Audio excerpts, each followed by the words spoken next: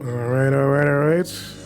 Welcome welcome all to episode 150 of the wide world of electronic sports. I'm joined, as always, by the one and only Ronnie Conyers Jr. How you doing, sir?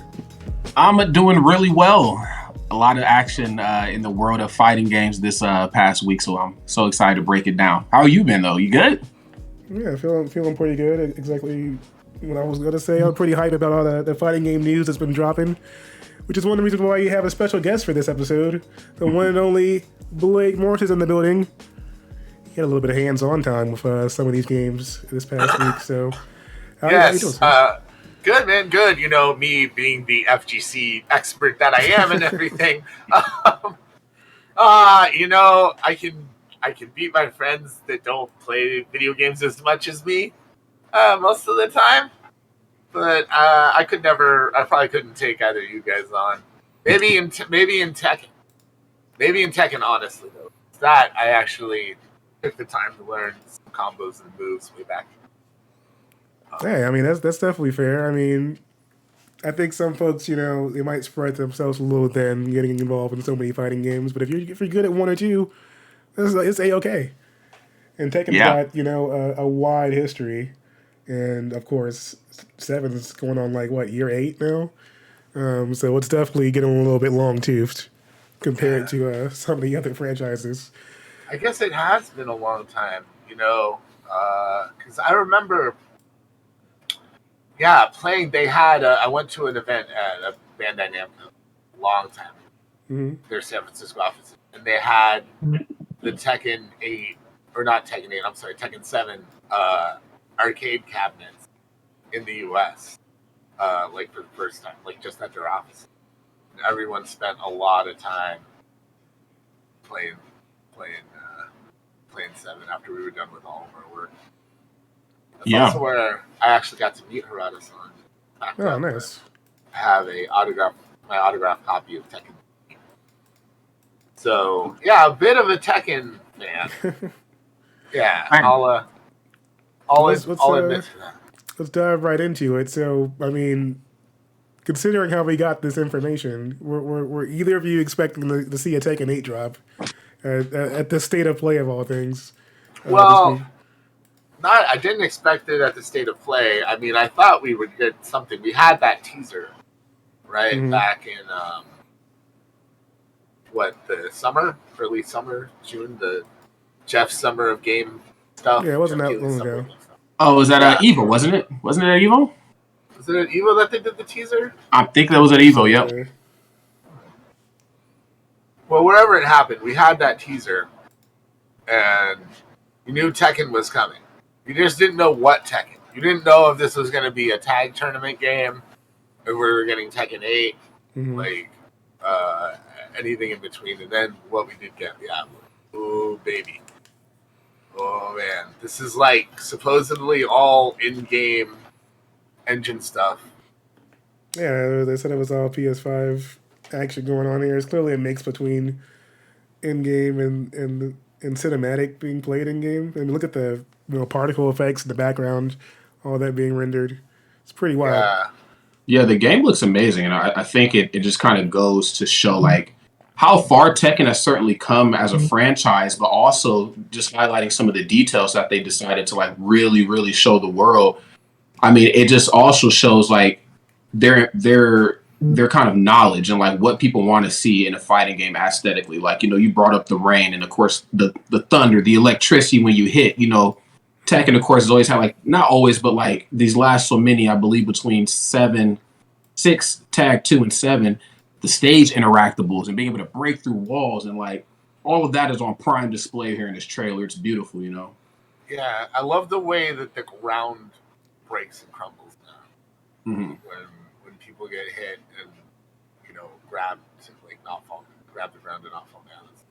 Also, I'm wondering because there's a lot of cinematic moments in the fight itself that are still happening in the game engine. I'm wondering if that's going to be something that's added into it. Which would be kind of odd. I don't think they're going to have cuts like that so often. I can see them doing some kind of mix in there, but maybe not as frequent. Well, I can see there being like some things that might, cause that kind of animation.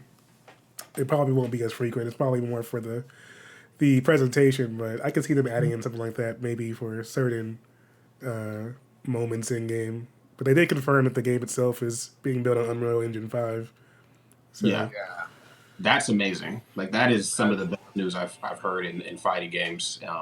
Of course, I'm a little obviously biased towards Tekken. I mean, that's the one I grew up on, and I know Blake, you said you're a bit of a Tekken man yourself, and so I'm very very ecstatic for this. And even as ecstatic as I am for 8, like I'm also ecstatic for the future of 7 as well. I mean, we're kind of seeing this pattern in Street Fighter 5 where like usually in like lesser fighting games, people start to kind of fade out of existence to the old title once the new one's announced. But this is making the Street Fighter and Tekken community fight that much harder because everybody wants to be the final champion before we move over into the next one. Yeah, that's a good point. Yeah. It's I think also it's cool that it's Kazuya versus Jin here. Usually we probably get something with Heihachi, something like that. I like that it's father versus son. I mean, the rage continues, wherever Heihachi's out of here, so they just move down the bloodline, basically. Yeah, that makes sense. But I like the idea of these two characters facing off as far as the story arc goes. In the Tekken series. So I think that those were the two perfect characters to put in this trailer, because I think if you're a fan of the Tekken series, like you understand like what the relationship with these two characters and what happened in 7 canonically, and all that stuff. So seeing that, you're like, hell yeah, I'm pumped. I have my list of characters that I want to see come back. Oh my goodness, coming in with a folding chair. You guys were talking about Tekken without me? What? Uh-oh. That's not fair. Hey, Asif. Hi. Yo. I'm excited about Tekken 8 also. Dude, I'm very hyped. I was just about to list off some characters that I really want to see. Yeah, I mean, what characters do you guys want to see come back in the next iteration of the game? So, Ling Xiaoyu. Gotta have Ling Xiaoyu. Yep. That's my main. Kuma and Panda. Always want the bears in there. Yoshimitsu. Also another character I play a lot as. Well, you gotta have Yoshi in there. Yeah, Paul's got to be in there. Like, you can't have a Tekken game without Paul. Let's see. Man, you know what? Honestly, I would love it if Akuma came back. Akuma was so much fun to play as 7. Yeah, I've been hearing a lot of chatter. Folks want Akuma back. They said he felt really well in the canon. Right, and I think just again with Akuma's addition to the game was kind of like their answer for, we got Street Fighter Cross Tekken, and then of course we were supposed to get the Tekken Cross Street Fighter, and we just never got that. But I think putting Akuma into the lore just kind of eases that pain a little bit, and they did it tastefully too. I think Tekken's storytelling capabilities, like you talked about, Blake, with how like it was Kazu and Heihachi, and now it's Jin and Kazuya as like kind of the main protagonist / antagonist. Like they do a really good job of like not putting the spotlight too much on one person, and everybody kind of gets their time to shine. So I could be down for Akuma, to come back, and Kuma as well. Yeah, Rada was open about being open to guest characters again this time around, so we could see some more show up, and it should be pretty dope. I mean, I'd like to see some more crossover action with some of the characters they might be able to pull in from other games like King of Fighters and such. Do you think any other Soul Calibur fighters would show up in this? I'd like to see one. I mean, technically there's 2 with Heihachi on the PS2 version, of course Yoshimitsu, but I'd like to see some more. I think now more than ever, Especially, I'm actually glad you're here, Austin, because we talk about Mortal Kombat a lot, especially 11 specifically, how they just kind of fumble, their whole developmental everything, and like Mortal Kombat for me is like how not to handle DLC, like give everybody everything at once and then just disappear. Where like Tekken did it tastefully, like you got the third party characters kind of in the beginning, and then once you got a little burnt out, then you ended up getting like grounded original Tekken characters that kind of made people come back, like we like. I didn't know we could do new Tekken IPs. I thought the word of crossovers was literally just all characters from other universes. And then you got Negan, which was Negan, but I like the way that they handled DLC. I like that he brought up the idea of just bringing a new character out. Like, I would like to see that too. Like, I think, why not just add some original characters with new movesets to this game? But yeah, they had a few in 7. But given the relationship between Soul Calibur and Tekken, I could see them have a little bit more of a crossover going on there. I agree. Terry Bogard would be cool. Mainly because Fatal Fury's kind of seeing a little bit of a bounce back. Oh, thanks for the follow, Ram. That's my boy. What's going on, Ram? You got to prioritize your RAM and your CPU when building a PC. So the thing about Soul Calibur and Tekken, I mean, canonically, like Soul Calibur takes place like in the Dark Ages, and the reason that it's not the same. It's like a descendant of Yoshimitsu that's in Tekken. But I mean, if they can put Heihachi in a Soul Calibur game, screw it. Why not? I think the thing is though is like, I don't know. Like I don't know. Negan from The Walking Dead can show up. Yeah, I mean they had a Final Fantasy cross. Like what? I'm not tied to it being a realistic timeline. I mean, at one point, Soul Calibur had Yoda and Spawn in it. So I would like to see them as a realistic timeline. And Blake, I agree with you. Not a lot of, obviously we all know it, but a lot of the viewers at home don't know that there are some ties between Soul Calibur and Tekken. I believe one of the big ones for me is the pirate ship stage in the original Tekken 5, not DR. That stage is the opposite side of, I believe, one of Cervantes and Ivy's stages in Street Fighter. Then of course there's Yoon Sung and Harang with the flamingo stance and how the leg goes up, and there's just a lot of like subtle hints at each other, and I'd like to see it. I'd like to see like it, Heihachi with the soul edge, and he gets even more evil. He can finally get the power he needs to, fight Kazu and Jin because he couldn't get it from Ogre. Like it would be cool to see. This sounds like a listicle. Yeah, like a list of like guest characters we just want. Like you know how we did that for Multiverses, where we've gotten every DLC character right so far, basically. And obviously we're not going to do an 83 person list for Tekken, but I think it would be an interesting thing that we could do with the staff. But I agree with Ram. Like Soul Calibur 6 didn't really land very well. Like it just kind of came and went. Although the mods for it were hilarious. If you want some good ones. If you just want to have fun with random characters in a game, Soul Calibur 6 is good for that. Like Soul Calibur 6 added that rock paper scissors mechanic to the battles, and I think that was a step back for the series. Like I think it just means that tweaking the formula that people liked and that they appreciate about both Soul Calibur and Tekken. Because Soul Calibur is in some ways just Tekken with swords. I mean that's a real oversimplification. I mean, you said it. I said it. Yeah. I'm not gonna say that. You're not gonna have the fans coming for me. I didn't say that. That was Blake that said that. At Prof Robot on Twitter. I'm hey, I like Soul Calibur too. Like Voldo is one of the greatest video game characters ever made. That's who I want to see in Tekken. And I would lose my shit if Voldo somehow pops up in the Tekken roster. That would be scary. I got good with Cervantes at one point, and I also just like games that give you weapons.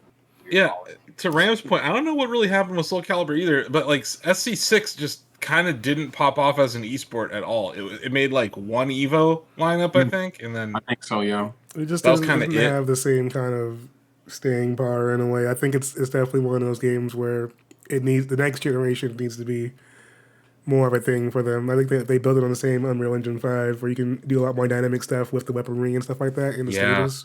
It could be a big jump for them moving I forward. agree with Ram too. Soul Calibur 3 through 6 have kind of just, and to Blake's point, like 6 kind of was a step back mechanically, but they all kind of look the same. Yeah. Which is a problem. But yeah, it didn't attract pro players, right? And like that's what you need to do to have a viable esport. Yeah, they were all kind of handled the same too. If you think about it, like Soul Calibur 6, again a strong entry in the series, as all new generational fighters are. But I feel like it also just came out at a really weird time. You had Dragon Ball Fighters already. Tekken 7 is still like it's going up at that point. And then of course there was other fighting games just around it. So it really kind of came out at a rough time. And I've always like looked at Soul Calibur as a franchise, especially like 2 and 3, but specifically 2. As one of the more balanced fighting games. If I'm not mistaken, Avoid the Puddle, regards as one of the most balanced fighting games of all time.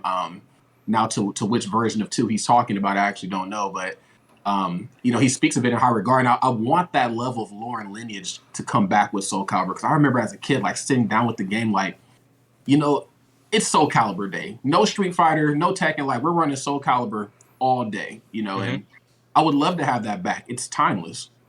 The first 2 were the ones I had like a lot of hours in, though. That it was still unique and different back then, and also on Dreamcast, it looked goddamn amazing. Which was the one that had the like RPG mode? Like it was like a. I want to say 3. I think that was 3 like that 3. had that had the story kind of thing going on. And you'd like go from like it was like a branching path, journeying around. Well, I mean, speaking of story, you got, they did mention that the footage that we saw of Tekken 8 is just a small snippet of kind of like the route that they're going to be going in the story mode. With the But it was showdown between in-engine. characters. Yeah, it's in-engine, but it's also, a part of a story segment, so you can expect the kind of interactive kind of, I guess, showdown happening in some of those segments, too. Oh, okay. So those will. They're just trying to add a little cinematic flair to it. I think that's cool. I think that's okay. Like Capcom's done that a little bit with the way that you use your ultimates. Well, is this going to be Kirby's chance for revenge on Kazuha? Tekken 8? You never know. I Man. don't know if the Shindo was ready to have. I don't know if they're ready to have Kirby take the kind of beating. Kirby showing up in a PlayStation game would blow my mind. Yeah, that would be true. That's not happening. It's not it just seems like every damn day there's another Kirby game announced. That's true. Yeah. One more appearance, of Kirby Kirby coming tag in. team tournament. What did I find on the floor? Oh, it's another Kirby game. Let's release it. I'm very curious to see where the timeline goes, kind of with Tekken 8 too, and then obviously with the Mishima Zaibatsu, versus the G Corporation, and the storyline between father and son, no matter from which angle we're looking at it, between Jin and Kaiju or Kaiju and Heihachi, like is a timeline and a storyline that I could watch literally all day. But I do think that at one point in time, like this is going to have to come to an end. And I don't want it to come to an end, but there needs to be some sort of like wrap up in the story between these gentlemen. I hope 8 tells a story similar to what I'm looking for. Because like, again, I can watch these 2 throw down literally to the end of time, but like, where is it going and what does it really mean for the franchise now?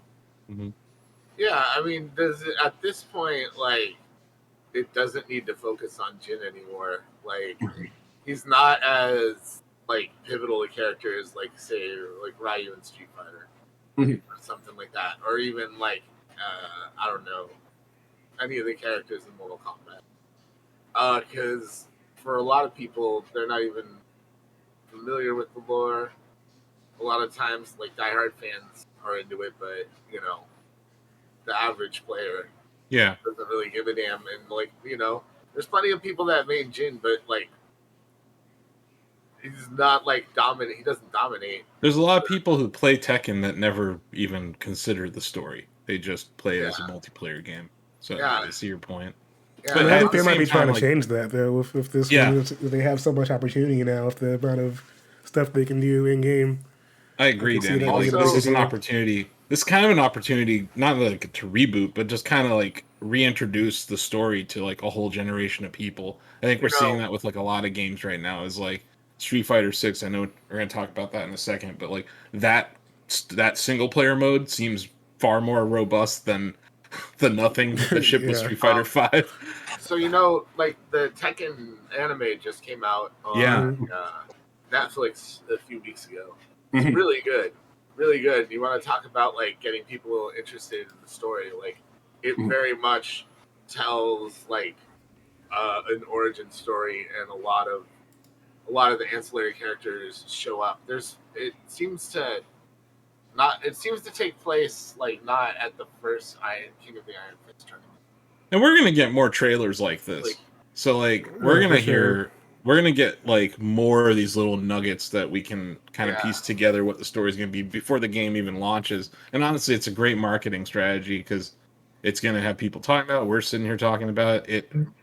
When it dropped, like people were losing their damn mind on social media. I think people just kind of think like we had Tekken 7 for so long that like seeing the characters in this kind of level of graphic fidelity is getting people more excited because it looks next gen. Yeah. It looks next gen. Or I know we're current gen now, but like from 7, like, it looks materially better. And like we're finally starting to see some UE5 games ship, and the fighting game scene is going to benefit from these UE5 games. It looks great, which is just funny because you think about like the first 3 Tekkens, or at least the first 2, like those are kind of blocky ass polygon. Box head sort of games. No offense to them. Revolutionary box heads, but still. Yeah, that's that virtual fighter energy right there. Yeah, that's facts. Yeah. Well, and I'm glad you brought up like the first 2 because I think again when it comes to like storytelling and Tekken, with Street Fighter, like some of the more traditional storytelling and fighting games, it's like here's the protagonist, here's all the other characters around him, here's how they relate to him, but how he ultimately affects everybody else, and then boom. But like depending on what generation of Tekken you jumped in, like your protagonist or like your go-to guy in story mode wise is like different. I got into Tekken at 2, and obviously Kazu was like more of the guy in charge at the time, but like my brother played 3 and he could make a compelling argument that Jin is the guy to take, a watchful eye on. And so to your point, Asif, about like not soft rebooting, but kind of like retelling the story, catching everybody up. And then of course, Blake, to your point about having, the Netflix series, that's so good. Like people were so like worried, like what happened between 2 and 3? Like, some characters died, some characters came back, June is no longer with us. Like, where does this all kind of take place? And, Tekken storytelling has just been literally through the roof as of late, but I really hope in 8, they reintroduce everybody to this generation of what's going on. Well, I think what's going to happen is that, it seems like most of the AAA, fighting game options really took notice to what NetherRealm was doing as far as providing more presentation and story moving forward. Because obviously the game sold like hotcakes. There was plenty of energy there, even if they've disappeared for the past year. They sell millions of copies, first week just based off of people playing through the story mode, having introductions to characters, different customization and stuff like that. And I know that in one interview, Harada had even mentioned how they kind of learned somewhat from the customization options moving forward. Whereas, Street Fighter is customizing with individual characters that you could have, World Tour-wise.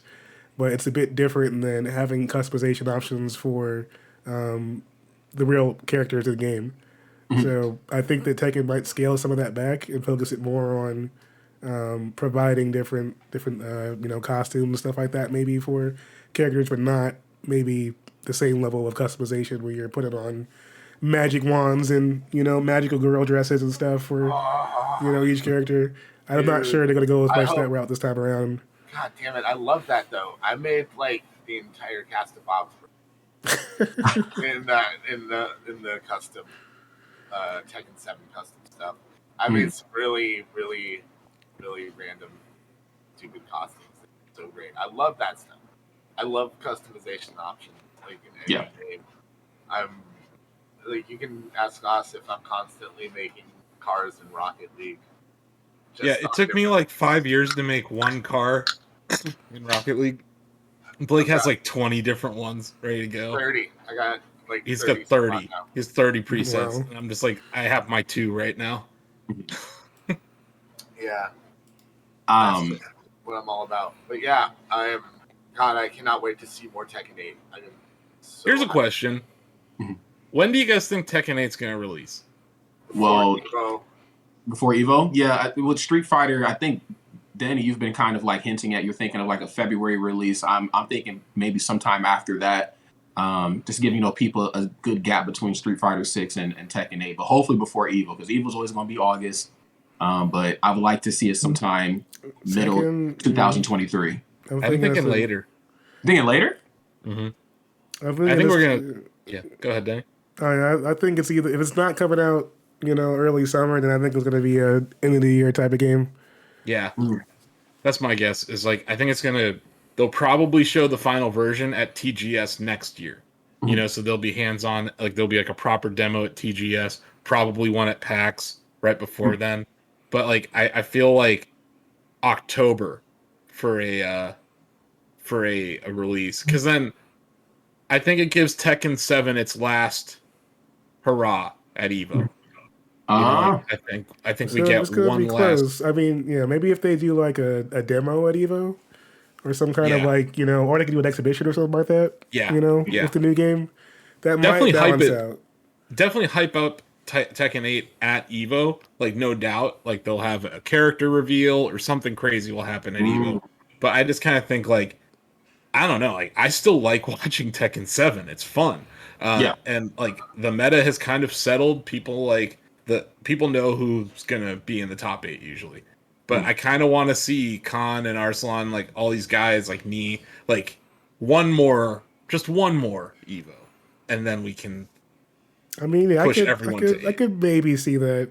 At the same time, though, they would be pushed to the bottom Yeah, of that Evo list if they were to go with the 7th, though.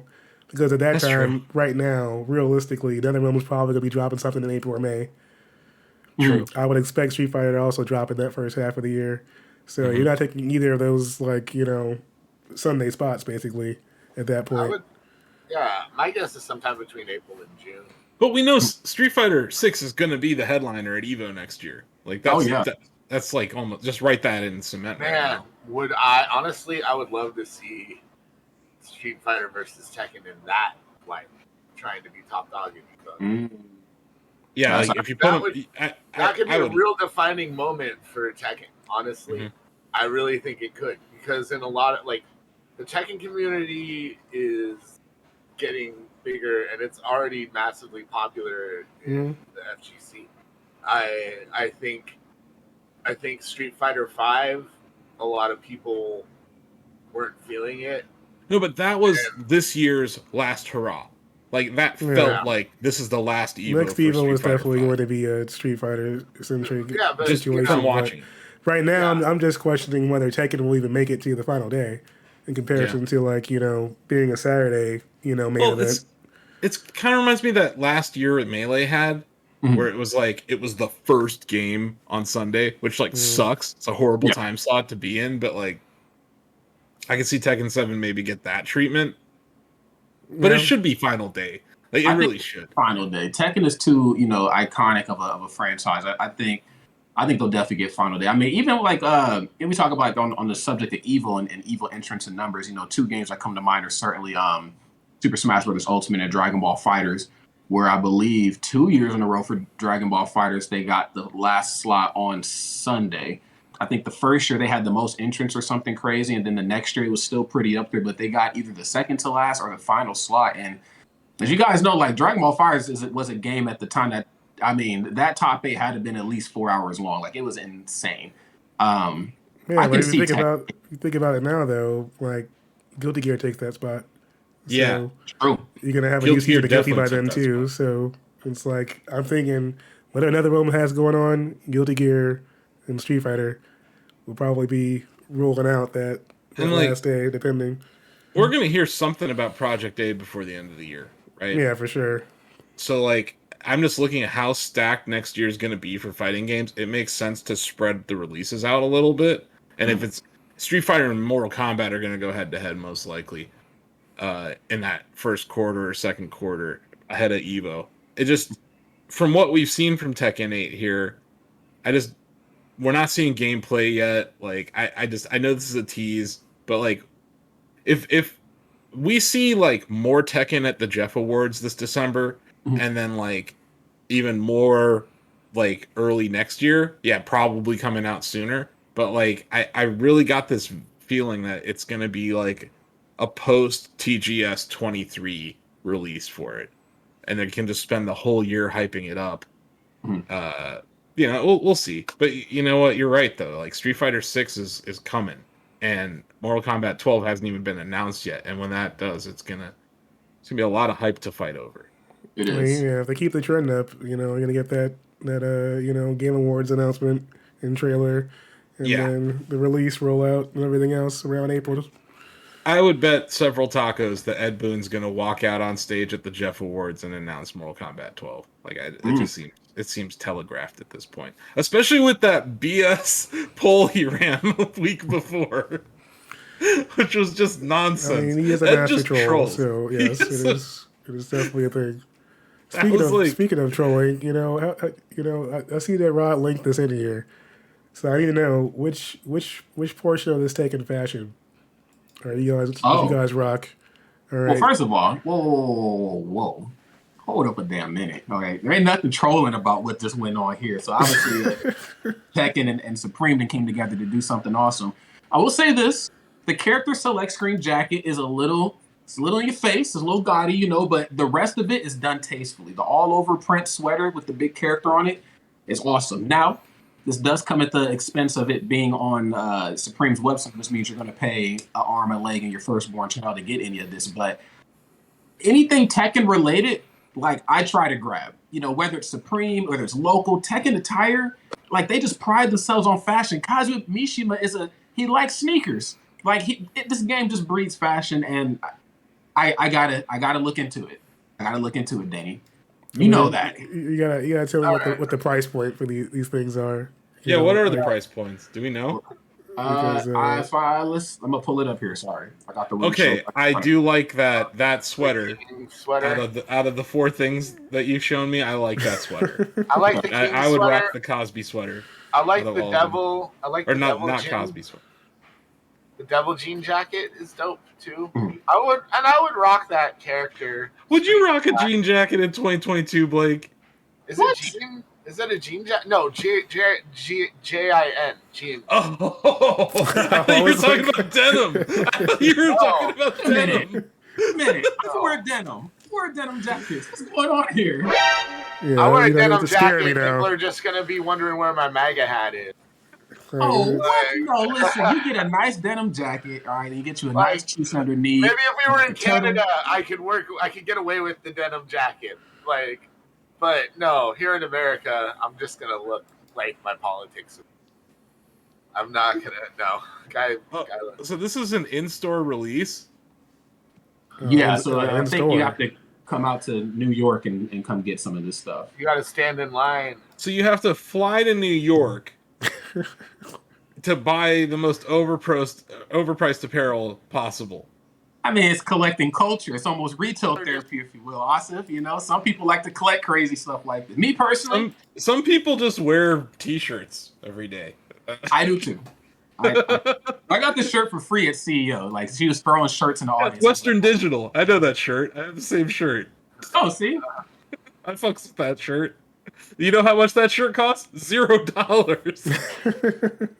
Look, I do think that the Angel like jackets look cool, but I do appreciate a good jacket because you don't get as much that are actually high quality when it comes to anything gaming related. Yeah. But I don't know if you guys saw these puffy jackets though. What? There's more. Down here. It's a whole thread. It's a whole ass thread, Blake, of just. Well, this is in New York, so I guess that makes sense. You know, yeah. To make sure you got some winter options. Why not make a devil denim jean jacket though? That feels like a miss. Well, now Bad Kitty 64, you can totally rock a denim jacket because you got style and grace. But I don't know, man. I would question Blake's judgment if he showed up in like an all denim. I'm just imagining a Canadian tuxedo on you. Well, right okay. now. don't do double denim, all right? And if you do double denim, do like a light denim on top, and then black jeans, but never like double blue denim. That's gonna be in my head. That's what I was seeing. Orange Was tassels some there. sort of Tekken branded Canadian tuxedo, and it didn't sit well. You gotta with me. save denim jean for in game. All right, just give him a full Oh outfit. my god, though! Do I want that blue puffy jacket? Yeah, the puffy jackets look kind of nice, but I bet they're like $500 or something. Oh yeah. my stupid. god! Oh, those jean pants? The actual like pants that Jean wears in game? Is that what that's supposed to be? Yeah. And the jacket? Oh, okay, that leather jacket. I'm seeing some stuff I would support here. The sweater, the King and Kunimitsu sweaters for me, like that's my type of style. It's like, it's less is more. Nice picture, I like both of those two characters when I don't have to fight them. Like that's my type of vibe. But I some of kinda the stuff like- a little too in your face. I like the character select print on the skateboard deck more than Mhm. I do on a shirt. I think it's like way too busy of a shirt. Yeah. I don't know who was wearing that. What's with this like Stussy hoodie that doesn't even have anything like Tekken really on it? It's just got like I don't know. like somebody's autograph. Stacy, what is Furry pants, okay. Well, the good news is none of this would ever come in the size that would fit me. I don't think I have to worry. Although that skate deck would be cool. If anyone's gonna be hanging out in line at Supreme. Oh, so you can buy it online. Oh? is it available online? They're saying it's a last tweet. They said, or second to last, for those purchasing online, USA, the launch will be at 11 a.m. Eastern at a supremenewyork.com/shop. Please remember the store site is regionalized, so you may have trouble connecting it outside the United States. I don't have experience purchasing online for Europe or Japan, so apologies there. But if you are dumb enough, you can buy this online without having to go to New York. But I don't know if are you in Nebraska right now? No, I'm Are in you New Jersey, Okay, so you could just walk there, basically. pretty much. Yeah, if you want that drop bad enough, you can. So their denim pullover jacket that they have on here goes for $298. So I can only imagine how much Tekken stuff is going for. I can only imagine the margins on this shit. Oh yeah, Oh, yeah. it's gonna be high fashion. It's gonna be expensive. Yeah, That's for sure. it's high streetwear fashion. It is something that I try my hardest not to get involved with in terms of purchasing. Helping people find stuff, sure. Hosting events surrounded around this type of stuff, sure. Actually buying any of that, I can't afford any of that. I can't do it. Look, if you call your shit Supreme and it doesn't even come with sour cream and guacamole, you're just full of shit. That's the way I Wow. look at it. Well, you know what? It's Supreme. We got some Street Fighter 6 news this week as well. This past week, and it was pretty hype to see. I mean, TGS was showing out with got to see some more World Warriors, some classic characters popping up. Props to video games for showing up at TGS this year. Mhm. Yeah. Those Japanese companies weren't fucking around this year. They're like, hey, we have stuff to show you, and it's all cool. Yeah, I was A pretty lot. impressed. Yeah, a lot of Capcom. We got that RE8 DLC news, but we also got like the launch roster for SF6, right? Yeah. Yes. Yeah, they tossed it all out at us. Well, I got showing off some played. characters. What are your guys' thoughts on it? That was a lot of news just kind of dumped all at once. Well, we Well, gotta go to in Blake first parts. since he got some hands-on time. Yeah, Blake. The impression that I got playing Street Fighter 6, it was just like I didn't get to play the open world stuff or anything like that. It was just a few rounds with some of the new characters that they just announced for the roster before revealing the full roster. So, everyone I played with, like Guile and Guile and Ken, are probably the characters I was the most familiar with. So, Ken is always going to be Ken, right? Like, same way with Ryu. Like, they aren't going to really change much because those are the characters that, if you're more of a casual fan, you're going to be familiar with them, Like no matter who you are, you know how to throw a fireball, you know how to throw a reverse fireball, and maybe you can do a dragon. Yeah, match from DP. Yeah. So, Ken definitely felt like Ken. You're gonna do all the same stuff you always do with Ken. But Guile is kind of a mix of his moves in Street Fighter, the last Street Fighter, and sort of classic Guile. Okay. So like, he's still got like his old school flash kicks and sonic booms. They handle the way that they did in older Street Fighters, and then he's also got that Sonic Blade move. This is from 5 now, and he can amplify the sonic boom through that and get a crazy ass combo pulled off. And he is he's feeling he feels like Guile's one of like the characters I played as early on when I first played Street Fighter 2, but I was obsessed with his hair for the longest time. But that's neither there. Yeah, he's feeling good. I gotta say. I could kind of pick him up and do the moves that I knew pretty quickly, and just go from there. And in the right hands, like Guile can be brutal. He can be absolutely brutal. Like I know we got some footage of me getting my butt kicked by Guile. Not me as Guile, but I was playing with someone that was much better than me, and I was just kind of like, "Go hog wild, kick my butt if you can, and let them fly." But actually, even when I was playing a Guile, like got some hits in there myself, got some jabs, started to figure him out. I like the pace. Honestly, I think overall, and I think this is just more of an overall thing, like. Guile used to feel like it felt very slow to like play as him to me, like charging his moves, just the speed at which he's kind of would move back and forth. He doesn't feel as heavy to me as he has the last couple of streams. And that's kind of always been like Guile's like sort of MO, I mean, he could be, kind of speedier in the right hands, but more times than not, like to play optimal Guile, you're kind of slowing the match down. And maybe Denny, you know way more about Street Fighter competitively than me, but just from what I've seen with my cousin who plays this character, he, slows the match down using sonic booms to try to like control the space. You jump in incorrectly, boom, flash kick. You jump in improperly, EX, sonic booms, I'm catching you. Like so he feels a little quicker here. It seems like the game itself is just quicker. Yeah. There's definitely I more. Fair assessment.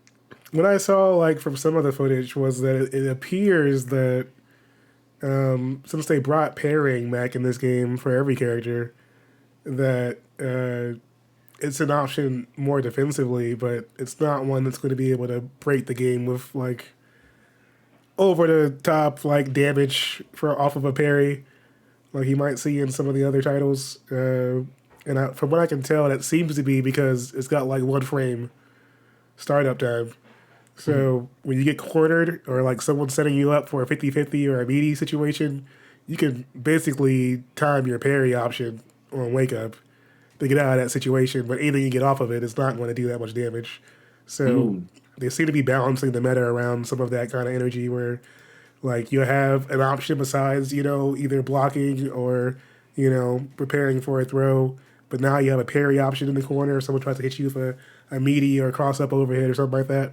But you're not going to get, a ton of damage. You're not going to get 40% damage off of, a move you can basically hit at 1 frame. So they seem to be playing more into giving people options and then balancing out how much damage those options do in the long run, which is pretty smart. Yeah, even like having the 2 control schemes, having the traditional style and having something more simplified, shows just how much they're trying to onboard that new body, entry level players. Because at this point, we're like 6 games in for Street Fighter just on the main scene, right? Like people have been playing this game forever. People that are really good at it are really damn good, and I think that that barrier of entry of needing to memorize moves and like all that stuff really stops a lot of casual people from playing, especially online. Yeah. Like, yeah. So, yeah, I think that just it speaks to how much they're trying to change things. Yeah, I mean, there's definitely going to be a limited moveset with these simpler controls, but I think that at the same time, they're both playing for getting this in the hands of as many people as possible, but making sure that there's a lot more to do from the technical standpoint than in 5. One of the big things about 5 was that it had a lot more options earlier on in development, and then they slowly started pulling those things out to make it more of a paced, balanced type of title where you can't get away with as much stuff you could in 4 of certain situations. Right? It seems like this game wants to embrace more of the player creativity, which is the main thing that was lacking in 5.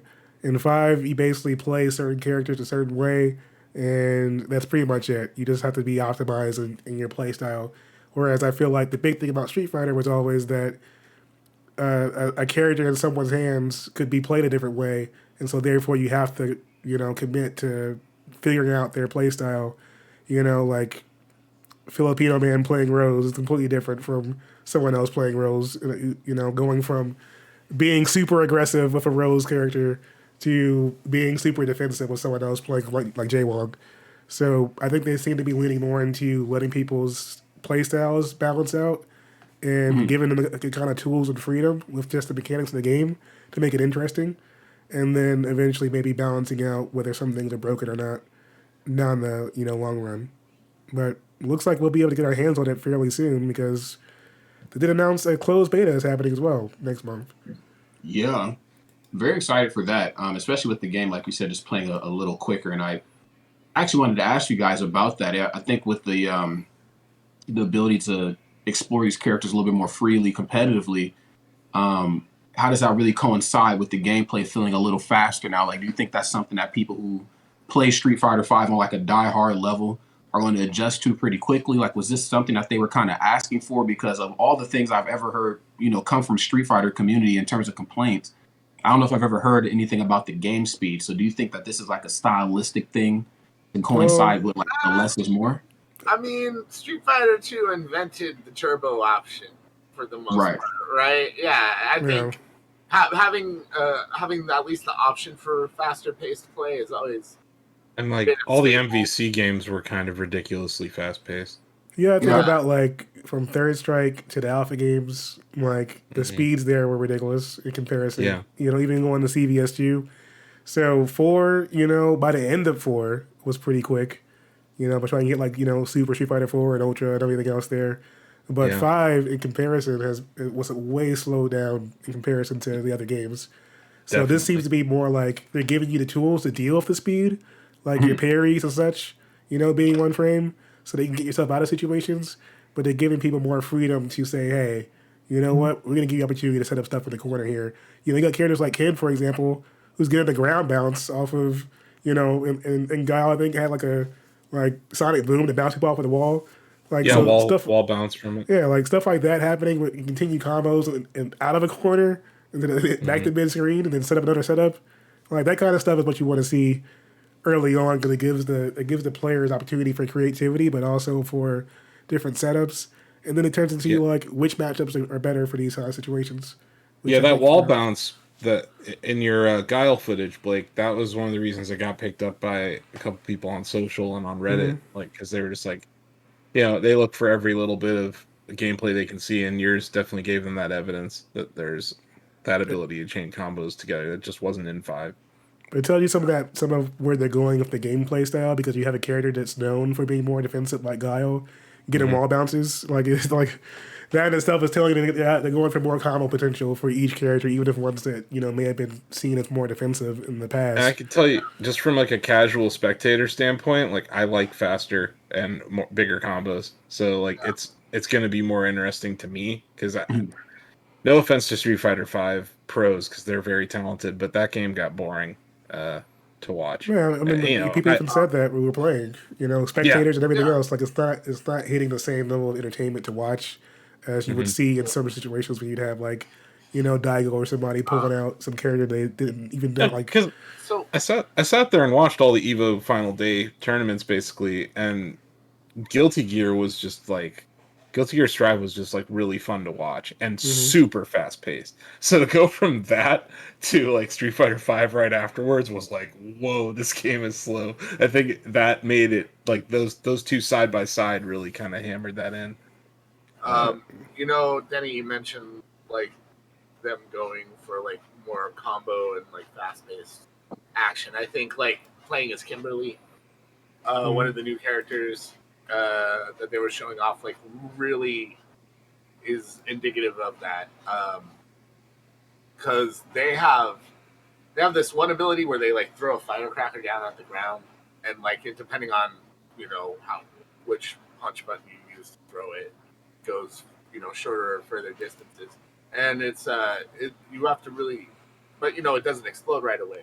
So in order for someone to be on it, you either have to like work them into that with a combo, and then that like sets them up for like a massive air juggle from there, or throw it close range and then just get them up and out of your way really quickly. And a lot of Kimberly's stuff is very much like Guy or like Dan, like a lot of kicks, sort of yeah, I fast. feel like a mix of like Guy and Ibuki a bit. Yeah. So without the kunai. Ibuki. I mean, I was pretty impressed with like just the game itself is really colorful, but there's it seems like they definitely have been putting a lot of energy in the presentation. They want the game to be something that people want to look at, and also like it has a certain energy to it. It makes it go, and also the way it's being displayed with like the meters and stuff like that, I think is a bit easier to follow than in previous games, with just the bars being up top and stuff like that. I feel like they're just trying to get me to play this game with all these additions. Like, here's a single player that you might actually care about. Hey, remember Final Fight? It's in this arcade over here. Like, they're just doing all sorts of like little things that an old like me notice, and also like I'm not gonna be playing this against people unless like we have a meetup somewhere or this online isn't trash. It's gotta be a big team building lobby. You gotta get that going. Get your hands in there. Yeah, is it team building to beat the crap out of each other? I mean, it's fighting spirit. You got I guess like Ryu said. You got to find know your strength. David Craddock and Blake have a rematch scheduled for some time in the future. Nice. It dates back to the stimulus games. David just likes to get his butt kicked by me in Street Fighter games, so more than happy to keep kicking his butt. That's what he wants. He called me out on Twitter to challenge me, so I don't feel bad about smack talking right now. Yeah, I mean, if David really wants me to show him that, like, all of his days of practicing Street Fighter, if it's all just been worthless, pointless lie, like, yeah, I'm down. Well, he's gonna go back on the whole, well, I'm a Mortal Kombat expert thing, because he's writing the Mortal Kombat Bible this year. But yeah, no, I know that this beta is in October, right? So we should probably try to schedule some sort of fight between you two for them. If E Honda or Blanca are playable in the beta, I know. I was excited about like the most casual trash characters in that trailer, and Denny was just shaking his head in disapproval. But they are the original World Warriors, so yes. There is some respect there because they are from the original OG game before your Super Turbo days. So I somehow beat Blake, Megaran, Blake's bandmate Victor, all three of them in a row at some what was it, Cafe La Siesta in Kyoto? Yeah. And I was Blanca, and I think, Blake, you were E Honda. I can't remember who Mega Ran was. But I suck at that game, and I was able to beat these people who actually consider themselves Street Fighter players. So I know that he's a spammy, trashy player, or character, but I love Blanca. It's just that you have to approach. It's just because you have to approach these characters uniquely compared to your Shotos or So it forces you to have to learn a different strategy, with whatever character you're using from scratch for every Blanca or Dalsim you might run into. especially now that he can cross you up with freaking dive kicks and fireballs. It's going to be ridiculous. E Honda messes people up, I feel. Yeah. Just not ready for E Honda. Yeah. I'm He's never faster. ready for Honda. He's faster than he looks. Yeah, and You then know, the you 100 get you in the corner set up, and then you're scared. Yeah, yeah. And it's also got like a nice aerial attack as well. Mm-hmm. That people don't see coming. Like they don't expect the butt stomp ever. I'm looking forward to like some of these like old things returning. And you remember like when you could beat the crap out of a car, Yeah. right? Yeah. That like mode. I We think got the they've extreme like mode kind of too. Yeah. they've kind of hinted at things like that. I think it would be cool if they somehow throw like a side-scrolling beat 'em up in here. I feel like there's They that could be kind of like showed some real- of that in this trailer, I believe. Like Yeah. there was like some Final Fight energy there, like on the subway. That's what I'm saying, man. If you give me all that, like, I'm not gonna care if I suck at the game because I'll have stuff to do, you know. I mean, and why like, give you a Metro City overworld and then not let you play Final Fight in it? yeah, that's what I'm saying. Like when I saw Hager Stadium, I was like, okay, I better be able to just walk around and beat the crap out of people. Like, I just, as someone who's not really gonna be playing this competitively or even just with friends in versus mode, like, giving me more stuff to do as a single player, I think is like the number one thing they could do to add value for casuals. Yeah. From Street Fighter V, especially compared to Street Fighter V launch. That's what I'm saying. I think that they learned a big lesson from Street Fighter V launch, and they're doing Yeah. the complete opposite of that this time around. We're going to give you as much as possible day one, and then we'll add in more characters and such after the Let me fact. ask this: when a fighting game does something like this, where they kind of like, I don't want to say rebrand, but they're kind of shifting their focus or sharing their focus into other aspects of like not just competitive gaming, but like just the actual experience itself. Like, is that a sign that like things are going wrong, or is it more of a sign of like we're just trying to open up the door and get more people in? Because I feel like Street Fighter is just one of those games where like people see it and they're going to play it. So it can't be a matter of like we just are afraid people won't play the game anymore. We just want more players. I think Capcom, and this is like Capcom in the last 5 years, but I really think they've started to listen to feedback from players more than ever before. So it's like, and they're looking at the actual performance of games. So like, oh, okay, we launched Street Fighter V, it got panned, it didn't sell that well, we had to do all this crap. But you look at like how they've turned around the Resident Evil series in the last 5 to 10 years, or how they've even what they did with Mega Man most recently. Like, they are listening to their fans, they're listening to their players, they're listening to the pros. You know, one thing I really it showed up in Blake's gameplay more than I had heard it before. The esports commentary in this game is awesome. Yeah, that's a I pretty cool feature.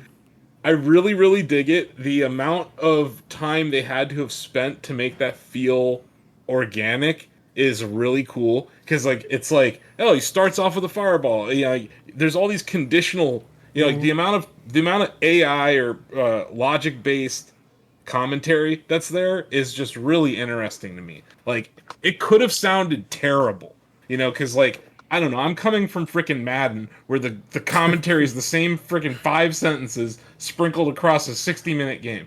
Like, whereas this is like, they must have had these folks come in for a while and be like, Oh, for okay, sure. here's every move from Ken, here's every move from Ryu, here's every, you know, like, and it just sounds good, you know, and like yeah, I was really impressed by that. I know they announced it previously, but I hadn't really heard it.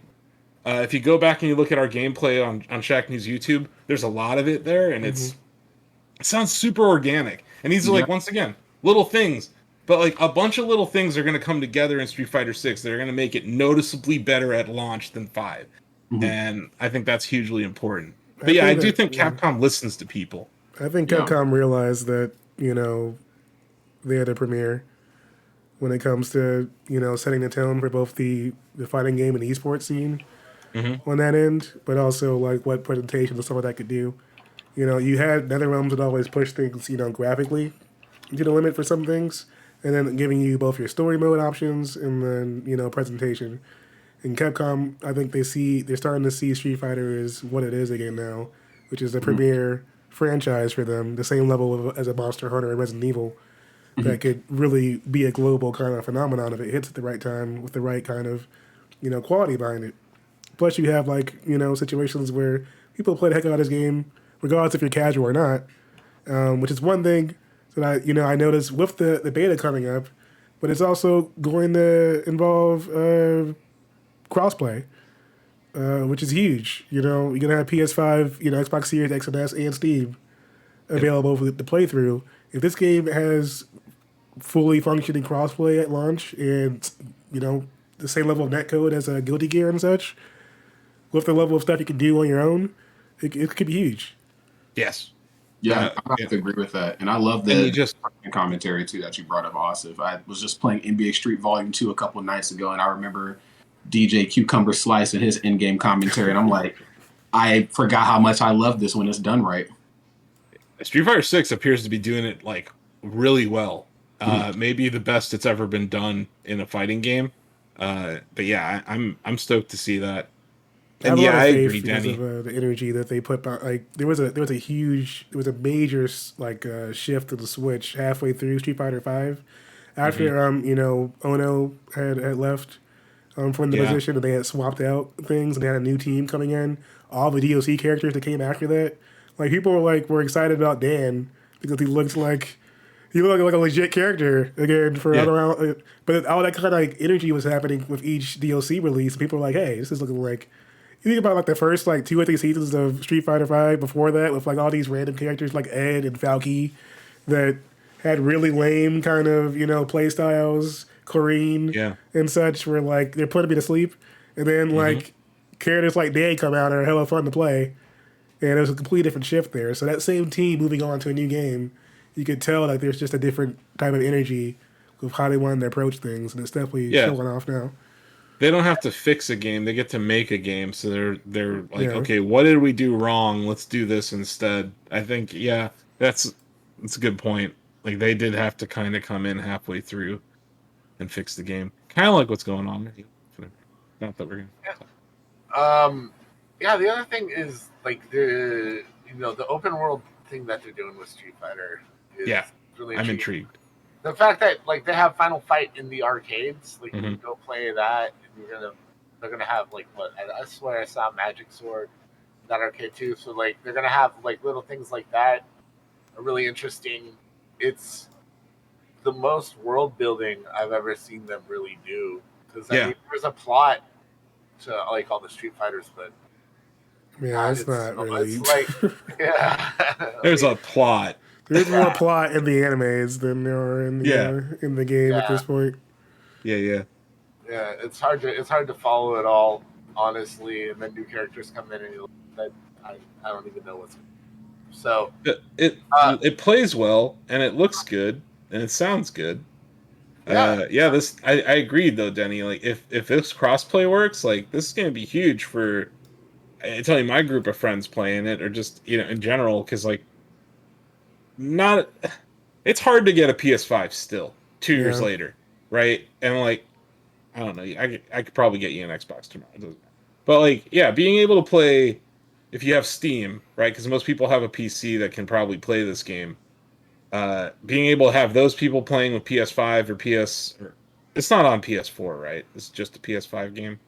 I think it is on PS4. I think Street Fighter 6, that's I don't know. I think that's It's Tekken cross-gen. that said it was still PS4. I can't remember. Let me double check because the data had the list there. Let's see. I think it's just next gen and PC. Yeah, it's just PS5. Looks Okay. like. Okay, perfect. Well, that's good because then you don't run into the problems of Halo Infinite. I don't think they want to touch any of that, especially if crossplay involves. Oh wait, Yeah. it does say PS4 on their website, Oh, okay. Yeah, I think it is. but it doesn't say Xbox One. It just says Xbox Series X/S. Maybe they're doing a cloud thing. Yeah, we'll see. But yeah, like cross-gen and cross-play is a little messier. So we'll see how it works. Have they said what engine this is running on? Is this UE5? I think it's Unreal, ain't it? Or actually, let's I'm look. not sure if they said which engine is on, but it wouldn't surprise me. It just says RE. Oh, it's the RE engine. Yeah. That's right. Oh, I don't know if there's ever been an RE engine game with crossplay. Yeah, I think that'd be sure. very different. Maybe Exo Primal. I don't know if they use it for that. But yeah, but it looks like the beta doesn't have any PS4 actually going on, so it's just going to be PS5, Yeah, Series X and S in Steam. So maybe there'll be a different version of the game. That's going to be interesting to see how they handle that, because that could hamstring all versions of the game. I hope they don't let that happen. I feel like that was like maybe that's some kind of Sony / Evo thing going on there. Mm-hmm. But yeah, this is the reason why I asked if it was Unreal Engine is that Unreal will license to any game developer for free this thing called Epic Online Services, and Epic Online Services is basically like your own little web kit that's for crossplay. It's like they have everything you need, from friend requests to invites to like a unified username platform, and they don't even charge you. So Epic Online Services should be used by more outlets and more devs. But yeah, this is RE. I mean, I love the RE engine. It's gorgeous. Like you see RE8. They come a long way for sure. RE8, the RE3 remake, RE2 make, like RE4 make. Like they're all looking great. And I don't know if you remember that first reveal of Street Fighter 6. Everyone was looking at Ryu's toes. That was just RE8 stuff. Or sorry, RE engine stuff. Like people are into that. People are into Ryu's feet. We haven't really seen as much of Ryu's feet in the last few trailers though. So, really cool. But I do like the elements that they've been showing off with the it seems like kind of like this Pokemon Master type of deal going on, where like all of your classic characters are now kind of like leaders you can meet in the real world with your character and like learn new moves and stuff like that. So I think that was pretty smart. Getting like your legendary characters involved in the story elements and open world stuff is pretty cool. Yep.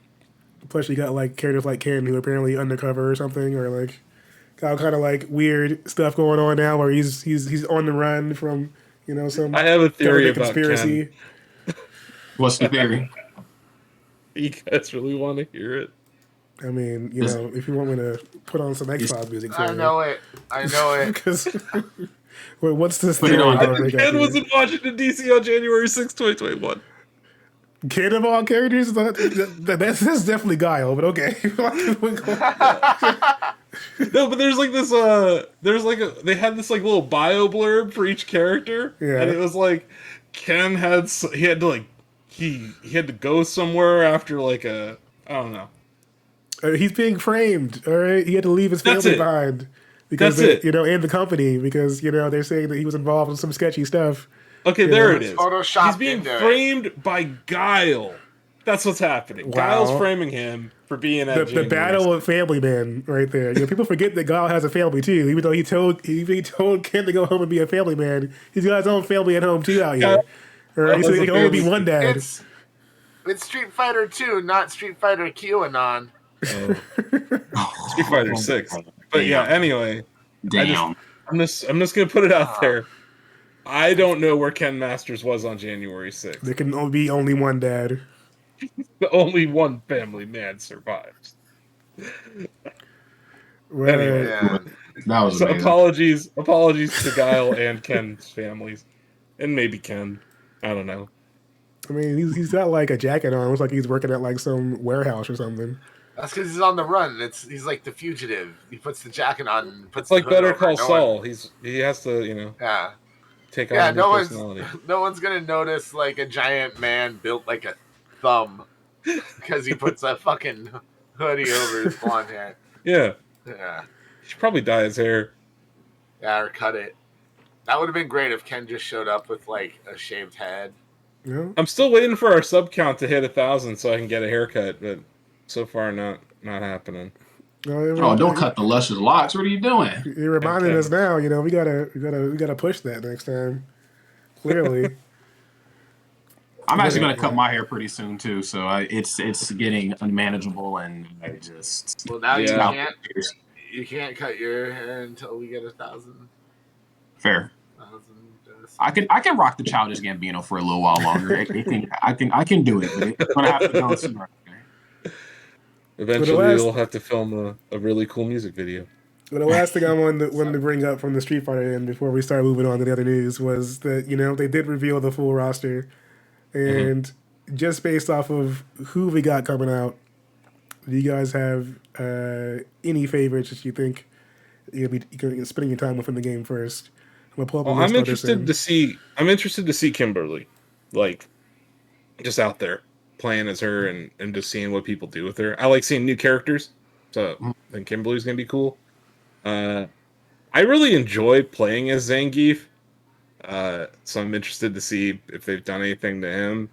But yeah, those are probably my two outside of Blanca. I'll play and just spam buttons and drive Denny crazy. Yeah. I'm probably with the whole Kimberly train too. There was a thing I linked in here, and I actually don't know if it's even worth looking at, because we can talk about it probably a lot better than we can pull it up. I like the fact that Kimberly and the people who designed her actually took the time to really break her down as a character. We don't get a lot of black representation in fighting games, and I thought what they did there was really awesome. She looks great. I love the colors. I love the the aesthetic, and it's those moments right there. We're paying attention to that fine detail that's really going to keep somebody like myself, who, I'll be honest, I've never really been the biggest fan of Street Fighter, more Marvel guy and Tekken. That's going to keep somebody like myself locked in. So I'm very Also, interested it's not some blonde dude. Yeah. Right, the amount of blondes in Street Fighter V was ridiculous. It was what I getting out of mean? control. I think Yeah, there was 13 different blonde characters in that game. So it's great for the diversity of the player, the character base, but it's also they actually went out and asked black people to contribute to how Kimberly would turn out. Yeah, they had consultants and everything else involved, that's awesome. That's a huge step for a Japanese developer to actually be you know what? We might suck at representing black people. It's why don't we ask black people? I don't know how long that's been a refrain in the gamer community for a while now. It's hey, maybe ask a black person before you ship this, and we actually did that here, and no, it's cool. And like I said, Kimberly looks cool. Just looks like fun to play with. I know the cosplayers are gonna have a field day with her character and alternate costumes and stuff like that. It's gonna be wild for sure. Hell yeah! Yeah, I'm here for it. The game just got style. I think and they're clearly embracing the hip hop culture with just the overall feel of the game. So I'm glad that they've been talking and spending time with. Before Mega Ran shows up on this soundtrack, I'm calling it now. Mega Ran's gonna be on this soundtrack. Mega Ran's gonna somehow end up on this soundtrack because that boy's everywhere these days. He was in Clerks 3. Yeah, it makes sense. Wow, that dude's in Clerks 3. Tractor Beam. Just shout out to Mega Ran. But he has a very good relationship with Capcom, and I think it would be great because, like you said, Denny, they're clearly leaning in that side of the culture, but that soundtrack could definitely take it to another level. And what they're doing with the commentators in the game too, it's already doing that. I'm feeling this game. Every time I see more of it, I'm wow. And Street Fighter V, I might have 5 minutes in it because it was terrible. I was nope. And the online play is still kind of crap all these years later. So it never really took off. That's the big thing for all these fighting games coming out right now is that online has to be on point. Once you get that going, that's going to determine the life of your game. I'm glad to see that they're already pushing for testing out crossplay and such from the start. Yeah, scale tests like this. Beta tests and scale tests are super important for stuff like this, and then giving them time to fix it. Guilty Gear, that game got delayed just so they could put rollback netcode in it, and it was worth it. Man, so they showed that though. They were here's we delayed this game, didn't affect sales at all, made the game better, and the community's happier as a result. So, seems worth it. The big 4 bosses aren't on this list. Yeah. Yeah. At all. There's no Sagat, there's no Balrog, there's no M. Bison, there's no Vega. Not at all. None at all. Yeah, I'm wondering if that's a situation where there's story spoiler type stuff. Or if they're going to make them DLC, their own pack. Or maybe they're unlocked when you beat the single player. Yeah, that could be true too. Who knows? That would be cool if there was maybe you have to beat them in the single player to unlock them in the roster or something. Yeah. I don't know. Because yeah, you're right, Blake. Like who am I fighting in this single player game? Like who's the big bad? I mean, some of them look kind of evil, a little bit like that guy in the back, like in the group image. Looks like Yeah, a and Zangief's bad, right? No. The I I guess actually he's don't not. think. Sorry, it was just back in my day when we saw a Russian on the screen. We're like, that's the bad guy. I guess now. Beef is out there, just doing his thing with Armika I guess that's true. and the bear, So, so he's like not good or bad. He's on the Bears side. I mean, yeah, gotta make things happen. I'm happy to see DJ back. I was never a DJ main. I'm curious to see what they're gonna do with the character, like as far as his play style, since he's always got like a lot going on. No Balrog. I'm okay Dudley about too, that. while I we're at want it. some Dudley action. Like, give me Dudley, Makoto, like one of those two. I want to be able to just yoke up people real quick. Just Yeah. some quick grabs in. Need some more third straight representation in here. Very little right now. Who is JP a new character? I think so. Like, see, they gave us the names, but they didn't match them up with the characters in the image. So I'm not sure who's who on the mix. Like, one of them looks like they're like the one on the bottom right looks kind of like they're might be involved with T-Hawk or something like that. Just based off of the You were style. saying you also wanted to see Dudley, right? Yeah, Dudley is one of my OGs. Between Third Strike and Street Fighter 4. And then they brought in every single version of a boxer in Street Fighter 5 except for Dudley. They had Dyrog, they had Ed, whatever Ed was trying to be. But I think that one of these characters might be more of an Abel style, because we didn't see an Abel in 5 either, so that might be a thing that shows up again. Wouldn't surprise me. Let's see. All right, JP is the old dude with the white hair and the beard. Yeah, he looks pretty sinister to me in the back there. He looks like He could be a bad guy. he looks like he's ready, declare a new Declaration of Independence or something. On the World Warriors with that look. I think he was from Soul Calibur or something if he had a sword. Yeah, right? Like, you expect him to be a fencer or some shit. Yeah, it's, they gave Cammy pants, finally. I like that. That's your Hooray! Hey, that's your takeaway there is Cammy plus pants. I mean, First get him Jen, and now Cammy and pants. It's just I'm not a fan. the fashion is What strong. if there was a Kyle Canadian tuxedo look, DLC? Zangief and Cammy both get pants this time around, and Well, at I'm least it's just equal happy for opportunity. them. I'm just happy for them, Like, Why imagine isn't fighting- Ryu facing the camera in this shot? He's the only one looking away. He's camera shy. It's just like I don't want to be here. So check He's out my neck. Mastered the power of the dark now, which means less camera time. Yes. But all right, I think we covered enough of the FGC news for today. But I think it was a lot of fun. There's plenty to look forward to. I'm hoping that we get some more looks before the end of the year. There's still whatever Capcom Cup is doing as well, and taking World Tour. So And there's there's the Jeff Fest in December. Yeah, that's true. That Jeff Fest has Street Fighter trailer written all over it, and then Ed Boon walks out at the end and trolls us all. No, he'll announce MK12. Yeah, there's gotta be some kind of. We're hitting the anniversary. Energy Injustice. 2, and the movie's coming out next year too. The sequel. What about Injustice versus Mortal Kombat? No. Oh. I know. We talked about that last time. I just want no. that. I want that. Austin shot that down so fast. Nah. I'm like, no, I don't want that. I just want a good Mortal Kombat game. And not. Let's just forget about Warner's ownership of NetherRealm for like at least 6 months. Because Warner has they've had the reverse Midas touch lately. So let's keep them far away from Mortal Kombat. I still think that NetherRealm has 2 projects in the works at once right now because of how much they've scaled their team up with all the hiring announcements I've been seeing and stuff like that over the past 2 years. Because I remember when they were still pushing MK11, they were talking about how they were working on a different project, or at least had like a when they had one of the artists on one of the streams, and they were talking about how they were working on some new stuff.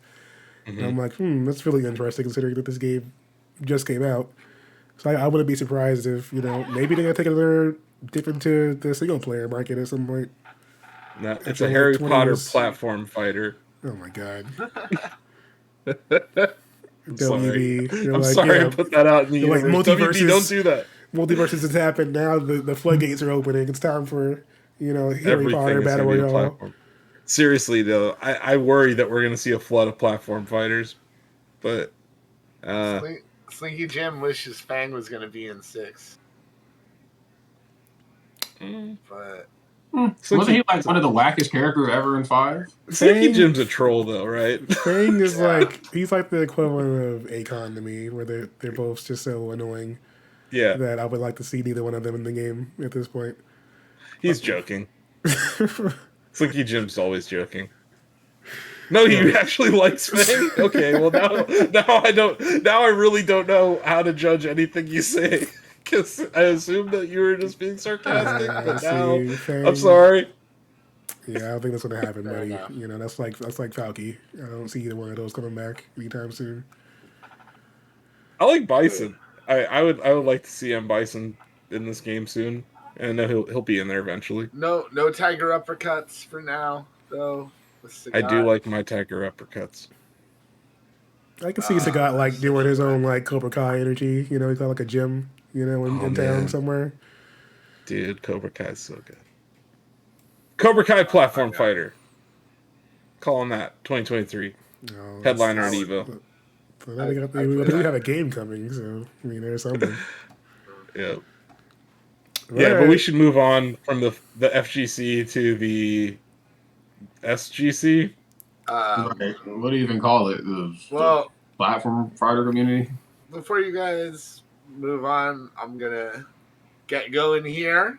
Okay. Hey, 150 episodes. Wow. Congrats, you guys. Big ups. I was here for number 1, and I'm here for number 150. So yeah, you guys got your own big episode coming up with the dump sometime soon. So yeah, it's crazy that we've been around doing both of these shows for so long. You all outpaced the Shackcast. That's the Shackcast died, so this show could live, though. Well, there you go. Sometimes you build on the foundation of something else. Yeah. But, no, this is, thanks for coming and sharing your Tekken excitement with us, and also your SF6, preview, your hands-on preview knowledge. Yeah. That was a big, event, and I think that was probably the coolest thing that you saw at the event.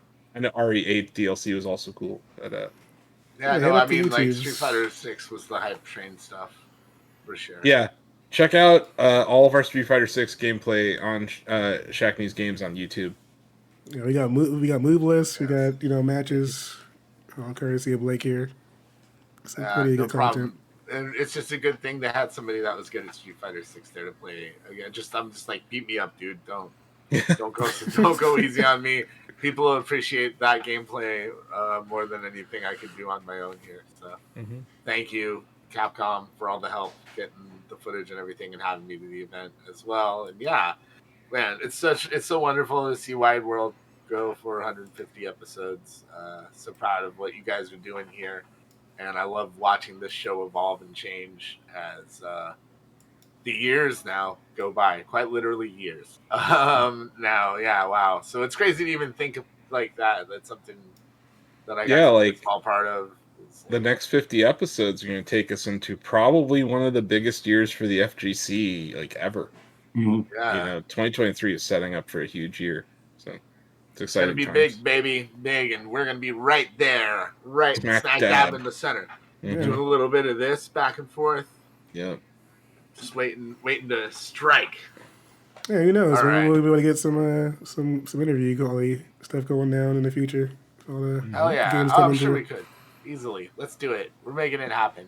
Until then, I'll stop derailing the show. Thank you guys. Thanks everyone at home. I hope you enjoy the show and keep watching it. Cheers to another 150. Yeah, I like the sound of that. All right, take care. Later. Just Yeah. like that, he was gone. So we're gonna talk about Smash now.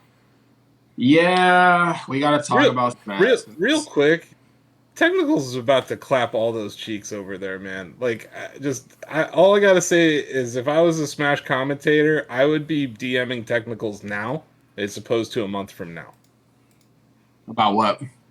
About him not destroying you. That's fair.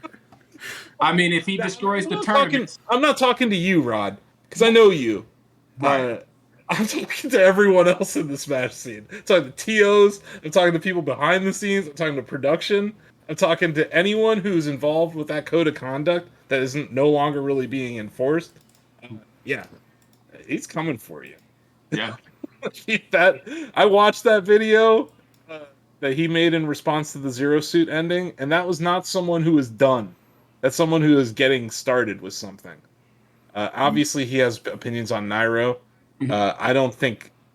I think that will be part of this upcoming video. But yeah, he's just. Yeah, I was watching some of his videos last weekend instead of watching Smash because I honestly, I don't know. I'm tired. I'm tired of watching Ultimate, man. And I know that we had Proto Banham just destroyed everyone in sight this weekend. But it was fucked up. A lot of my takeaways from the Technicals videos is the people involved are super dumb. Mm-hmm. I don't think that's changed. Like, I think there's still a lot of really dumb people that he's going to out. And it's not... This isn't about cases or, someone being assaulted or any of that. This is just about corruption in the entire scene. Yeah. That's what I think's interesting about it, because, we've seen who gets awards in this scene. We see who gets to be on the couch at Summit instead of Rod. So I actually had to make some tweets about that because they announced the Summit commentary list, and I always get the same. I mean, we all get them. It's like, yo, where are you at? What's going on? And honestly, I'm just not in the camp of giving people the industry response anymore. Like, oh, I'm so happy and blah, blah, blah. Like, I am happy that, people get hired. That's good. People work hard. They deserve that. But honestly, I just don't give a fuck anymore. Like, I work with those who want to work with me. And now who's going to be here left after the Technicals video, that I might have to, rethink that statement. But, VG has been very good to me throughout the years. BTS has been very back and forth. I've worked events that BTS are streaming that they're not running, but actually BTS ran events. I've only ever worked one, which was a main stage, and there's been Are you working at this main stage? Don't know. I didn't get reached out to, and honestly, I don't even want to reach out anymore. I've reached out to the people, and sometimes I don't even get a response. So, and then it is what it is at this point. And again, that's no shot to them. I think commentary is all about just who you like and who you don't like. Just different flavors, and maybe mine is just not the one. It might also just be easier to hire people who are already living in SoCal, because that's also very true.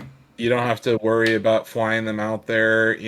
I get it. But yeah, we can move on from the drama around Summit to the actual Summit itself. But I don't know, man. The sketches are not landing for me. Like, I just don't care. I kind of want to. I think Summit could be 2 days. It doesn't need to be 3 days. It's actually 4. It's actually I know. Because the first day they're producing content, and then I know they kind of run it the rest of the weekend or whatever. But yeah, let's talk about Leo first. Let's do it. What's wrong with him? Is he okay? Is he okay? Is MKLeo okay? Well, you talked about something really important a few episodes ago, and it's like, him being a young man and traveling to tournaments where there's not really, the level of competition that he's probably used to, but, he's using this time as a young man to see the world and explore. And I think that's good. Also, he went to France, went to Cuba. He's gone over to Europe a couple times. Yeah, it's a good thing. But now it's time to come back down to earth a little bit. And I mean that with the utmost respects possible. Like, he has to, get back into tournament mode. He has already, Qualified, of course, for Smash World Tour Finals. I'm not exactly sure what the state of the Panda Cup is either, but it goes without saying that players are leveling up. They're getting better, and the world of Smash, the way we knew it, has changed. We thought that Mexico was the best region in the world, followed probably by Tri-State, then Japan. But Japan has been coming over here and fucking us up really good. And Akola, Proto, a lot of those guys, they're doing very well against us, and they're starting to figure us out. Even T has placed well when he is over here. T has placed very well, and that's with Pac-Man. And I know Proto Banham was playing like Lucina and Min Min almost the entire tournament. These are not characters that any top player in the U.S. is maining, really. Outside, I think I've seen Cola maybe throw a Lucina out there like once. But yeah, Esam plays a little Min as well. He actually beat Riddles during the pandemic at a Get On My Level online. So our history, though, to your point, because you're right, our history with the character over here in the States is very slim. And it's Leo. He talked about picking back up Marth and maybe dusting off the Joker. And honestly, I'm kind of here for it. I still think Joker's best character in the game. Yeah, I think he's still the best Joker in the world. He's in denial about it. Like. Mm-hmm. He's still really good with Joker. Like, you can let a patch note get in your head to the point where it ruins your entire tier list. And I think that's what's happened with him here. It's like, yes, Joker is not as good as Joker was pre-patch, right? Pre-2 patches ago. Mm-hmm. But you're still the best in the world. And Arsene still exists. Arsene is still a thing. And Arsene, that mechanic did not go away. No. And that mechanic is why Leo had so many of those back. Game 4 Leo was born out of Joker and Arsene. That comeback nature of Arsene and the character. When you're getting your ass beat, your meter goes up and then Arsene shows up. Like, it's right there. It's like in the core mechanic of how that character works. It plays in his style. Sometimes a character can play into your style and then you become the greatest of all time with that character. And I worry that, like, he's too in his head. He's like, he said, I think Aegis is my best character. I'm wrong. Like, he's second guessing himself now. It's just, it feels like Leo's best opponent is himself. It could be. It could be. And that's no offense to Tweek, who knocked him out before top 8. Mm-hmm. Before top 8. Yes. And I would like to see more of that type of narrative play out a little bit. I was talking to Max, actually, we were watching a bit of Summit, just kind of chilling, and I was like, yo, we love Melee on Shacknews, and we would love Ultimate a lot more if there was a storyline. And I think of, like, some of the storylines that barely existed in Ultimate. The biggest one for me is the Leo versus Tweek. And don't get me wrong, I love the Leo Spargo and, like, the light come up story, of course, Cola being better, but the old classic is literally Leo Tweek, and I would like to see that played out a little bit more. And if it comes at the expense of Leo kind of slipping a little bit, I think in the long run it would do a lot better for the game, because I think the game is, like you've talked about before, on life support for sure. But yeah, the Tweek Leo saga is amazing to see, and I would like to also see more of the Joker come out. I would like to see him slow the Joker gameplay down a little bit. Arsene Guns is the campiest, most broken bullshit in the game, and I think he's not leaning into that enough. He should. And also, like, can we talk about Tweek's Diddy? Whew. Like, what the hell's going on there, man? Like, Tweek's kind of nasty with Diddy and Wario, like, and Pokemon Trainer. Like, I still think Tweek's definitely top 5 in the world, top 3 in the world. And it's he's definitely experimented with new characters too. But this Diddy gameplay, I didn't. I was watching football all day yesterday. You're not going to get me to watch Smash while football's going on. I'm sorry. Fair enough. I do not give a fuck. But I'm an MK Leo fan and I'm a Tweek fan. So when I heard about this set, I was like, okay, I'm watching this set. Mm-hmm. And it had everything you wanted. It was Tweek goes up 2-0. Sounds familiar, right, Rod? We've seen this movie before. We saw this at EVO 2019. That's where Game 4 Leo was born. Mm-hmm. And Leo shows up for Game 4. Really plays well. But what did he do? He switches to Byleth from Aegis, which was just like, huh? I mean, maybe it's a matchup thing. Because, Diddy with his freaking banana and Byleth with their sword. But yeah, or whatever that chain sword, whatever the fuck that thing is. Yeah. This was a hell of a matchup. Like back and forth, crazy DI. Like there were times where Leo should have been dead and he wasn't. So like I kind of want to know what would have happened in this set if Leo just went Byleth the whole time. Yeah, I'm actually a little curious myself. And that's always kind of the age-old thing, especially attached to more Leo than Tweek. I feel like for some reason Tweek is known more as a character specialist, not character specialist, but a player who can keep a lot of characters on his belt, more so than Leo. But honestly, Leo has a lot of characters too.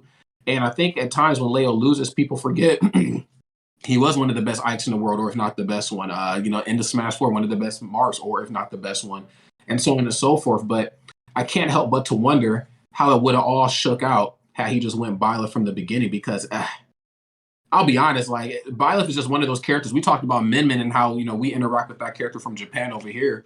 There's not very many Byleths, or if really any at this level of play. So he's the only one. Yeah. I saw Spargo said something about Leo on Twitter. I think it was Spargo. That Leo hasn't been himself since he started doing the slingshot technique. Oh, I did see that. I did. Now, it was Meister. Meister said that. Sorry, yeah, it was Meister. I knew. Yeah, he was. Meister was doing. He did like a watch along stream yesterday. But yeah, Meister mentioned that, and Meister's a training partner of Leo's. Do you think that the slingshot, all the gimmers? I saw in the same match. I saw him do a slingshot and a footstool, and I'm like, Leo's pulling out everything. So yeah. I kind of think that I don't want to judge what character he's picking as much, but it really does seem like this is a player that's in the middle of reworking his entire kit, and because he's choosing to go to smaller events. Maybe those vulnerabilities aren't showing up as much. Where if he showed up, where Tweek is, or where Gluttony's going to be, or, it just seemed, because Gluto put Leo into losers, right? I believe so, yes. And we've seen that's a very close head-to-head matchup. Right. But it would kind of make sense that Leo is vulnerable because he is trying to implement Slingshot, which, I know you get a couple more frames of I'm curious if that's what actually is at fault here. Is it the player selection, or the character selection, or is it the actual? Well, I think it could be a mixture of both. I think the first event right after the slingshot video announced was Ultimate Tropical Arena over in Cuba, and he said that he was trying it a little bit there. I'm not exactly sure to what degree it was used, because he also went robbed the whole tournament. Still got second, still played pretty well. And then he went on, just kind of this World Warrior thing, for lack of better terms. He was just, started traveling, and maybe he implemented it on a lot of other players. Maybe he didn't, but it is certainly something to look at. I know it's kind of a meme, and the joke was the tweet was kind of made in good fun, but it is something to think about. Like, this is the first piece of groundbreaking movement that we've had in Ultimate since 2018, where we're uncovering wave landing and how that can be used, or if it can even be used at all. And we're still implementing parrying into our toolkit, and it's been 4 years since the release. It is something to certainly think about. I mean, of course, the biggest thing is obviously mindset, and then character usage. Who do I use for what player?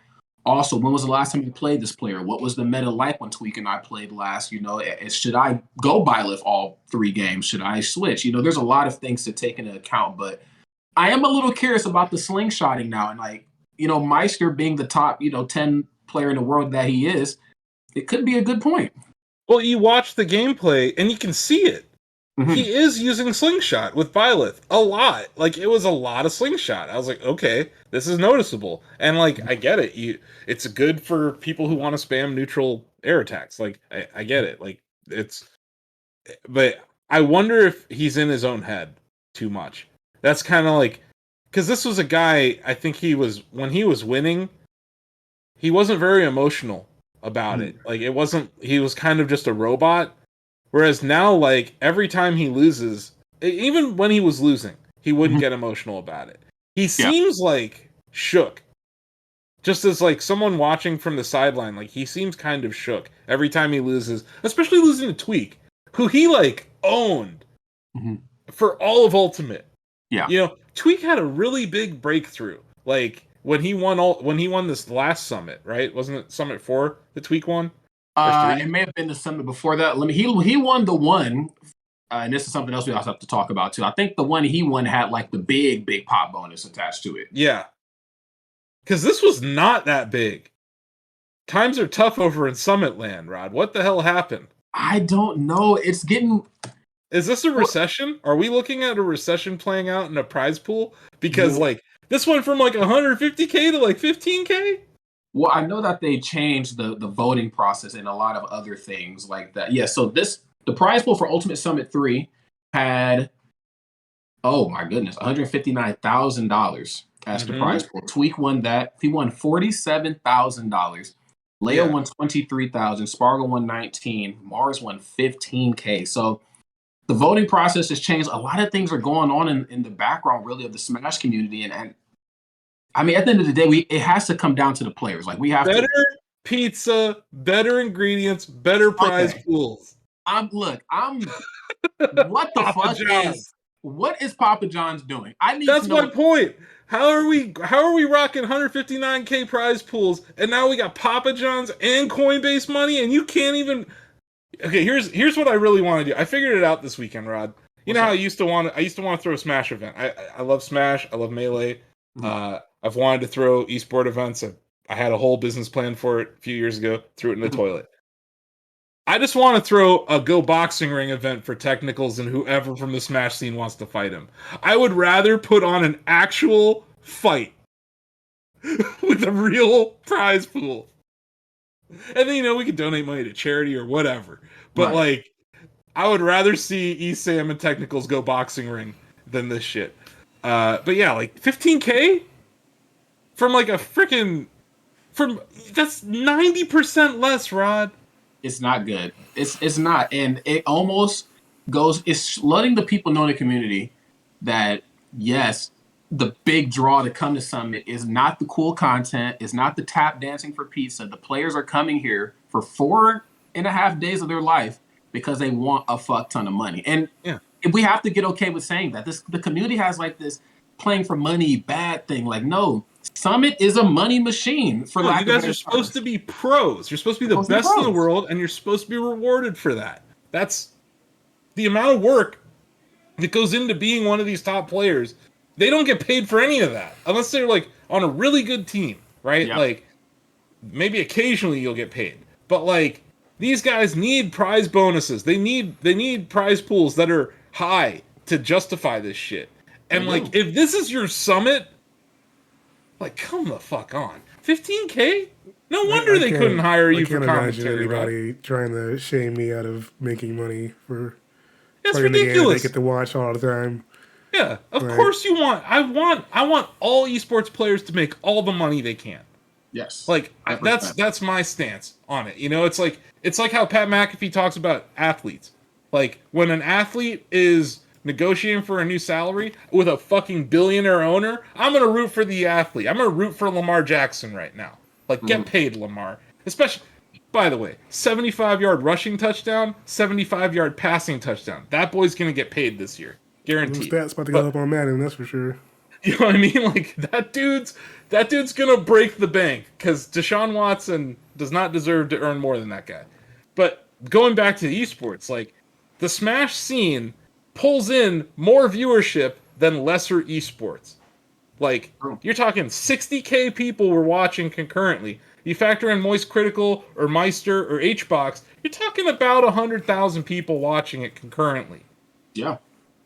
And this prize pool is less than what one person made from QuakeCon, which we've established. QuakeCon's basically Quake as an esport is kind of dead. This does not make sense. And I get it, Nintendo's not involved, but how are you gonna act Papa John's a pretty big company. Coinbase is kind of big company. How are we gonna act like these aren't? Yeah, Coinbase valued at $16 billion right now. Yeah, it's true. You're going to slap your name all over this thing. You could at least maybe throw 100K in. It's not going to be the end of the world for your company. But it's everything to these guys. Everything to these players. So I get that Summit was trying to do something similar to the International, and I appreciate that, but this is bad. This just, I saw that number and I did a double take. I was like, I have to ask Rod about this, because I remembered when Tweek won and when Mango won, these were beefy prize pools compared to where we're at now. And I guess your point about how voting has changed has affected that. It seems like it's affected it for the worse. I think so too, because like in a world where we have, we have two circuits, one national one, or one international one nationwide one, and then we have summits. Summits are supposed to be the cool. Okay, we just did all of that shit. There's tournaments every weekend, even though there kind of shouldn't be. But even if there weren't, let's come to Summit. Let's have some fun. Let's relax. It is business. Parts of Saturday and of course all of Sunday. But now it's like I gotta come here. I got voted in, or I gotta come here and I qualify, and I'm not gonna make any money. I was gonna the bracket now is in a lot of ways harder because I'm playing against better players all weekend, and I'm playing for a $15,000 prize pool. It's like, and then Papa John's is here too. What's going on with them? What are they doing? I know what Coinbase is doing. Like, they're very open. I know what Mate did when we had a tap dance for that. But I'm tap dancing for Papa John's Pizza. I'm like, what is going on? I'm a top professional player, and I'm literally one bad placement away or one bad day away financially from maybe not being a top player anymore in Smash. Like, what the fuck is going on?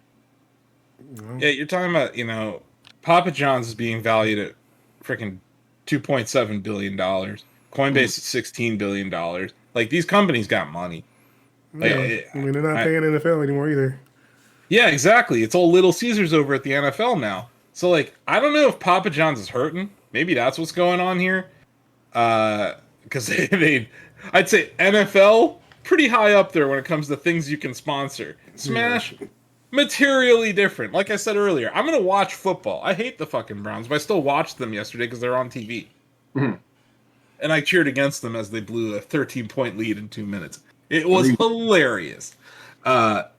And I also watched the Raiders do the same thing, basically. There was a lot of blown leads yesterday, but we're going to say that for another time because we still got two more stories to get to too as well. Yeah. So, but yeah, just before we move on from Smash, Proto Banham, nasty. I think he only lost like one match or one set the entire tournament, right? Because it went the bracket reset with Light, right? Or no, yeah, Light. Was Light the second place? Yes, Light was second place. Yeah. So Proto Banham's nasty. Just nasty. And I know that like Americans tend to be very nationalist when it comes to cheering for, esports. I'm the opposite, man. When I see a guy from Japan where you can't even play for money over there, right? Yeah. When I see him fly his ass to America to beat everyone's ass, I appreciate that. I mean, that's not easy. It's not easy. I tend to cheer for international talent as well too. I do think that in Smash there's a bit of bias for the Japanese players. Like, they can play as campy and as lame as possible, and they get, they get everything, But like American players do the same. Like DeBuzz, like for years, like DeBuzz would do a lot of the same, whatever as some of the Japanese players, and he would get hated on. Or some of the Sonics. Como would carry Sonic and Cloud, two very, arguably lame characters in Smash 4, but God, let somebody else play those characters and they get dunked on. But, I think, to your point, Proto flying all the way over here, of course, going against his sleep schedule, his body time clock, having to also, you're in a new environment, different, sicknesses, all types of shit. Americans are just fucking crazy. I am very proud of him. Proto works very hard. His characters, pretty grounded for the most part. Lucina in this current meta, insane. That he's doing that at that level. And then of course, what I'm saying. Min is good too. I think he's very good at counter picking. He has a very good strat when it comes to like, I'm going Min, I'm going Lucina, and it's never a gut call. It seems very regimented. Like, that's a guy who has studied all the matchups. It's something that if Leo's going to continue playing like this, he needs to have rules based. I think DeBuzz needs this too, because if DeBuzz could just pick this character gives me my best chance against this character, I think it would be better than seeing him like game 3. Oh fuck it, I'll do Rosalina again. It's like, no, but like just stay the course. I think that's the problem with these guys who have multiple characters, and the meta kind of requires you Yeah, have more than one character that you're good with in this game. At least two. it's true. And you see the top players, they're good with at least 2 or 3. Outside of Light, who's just Fox, basically.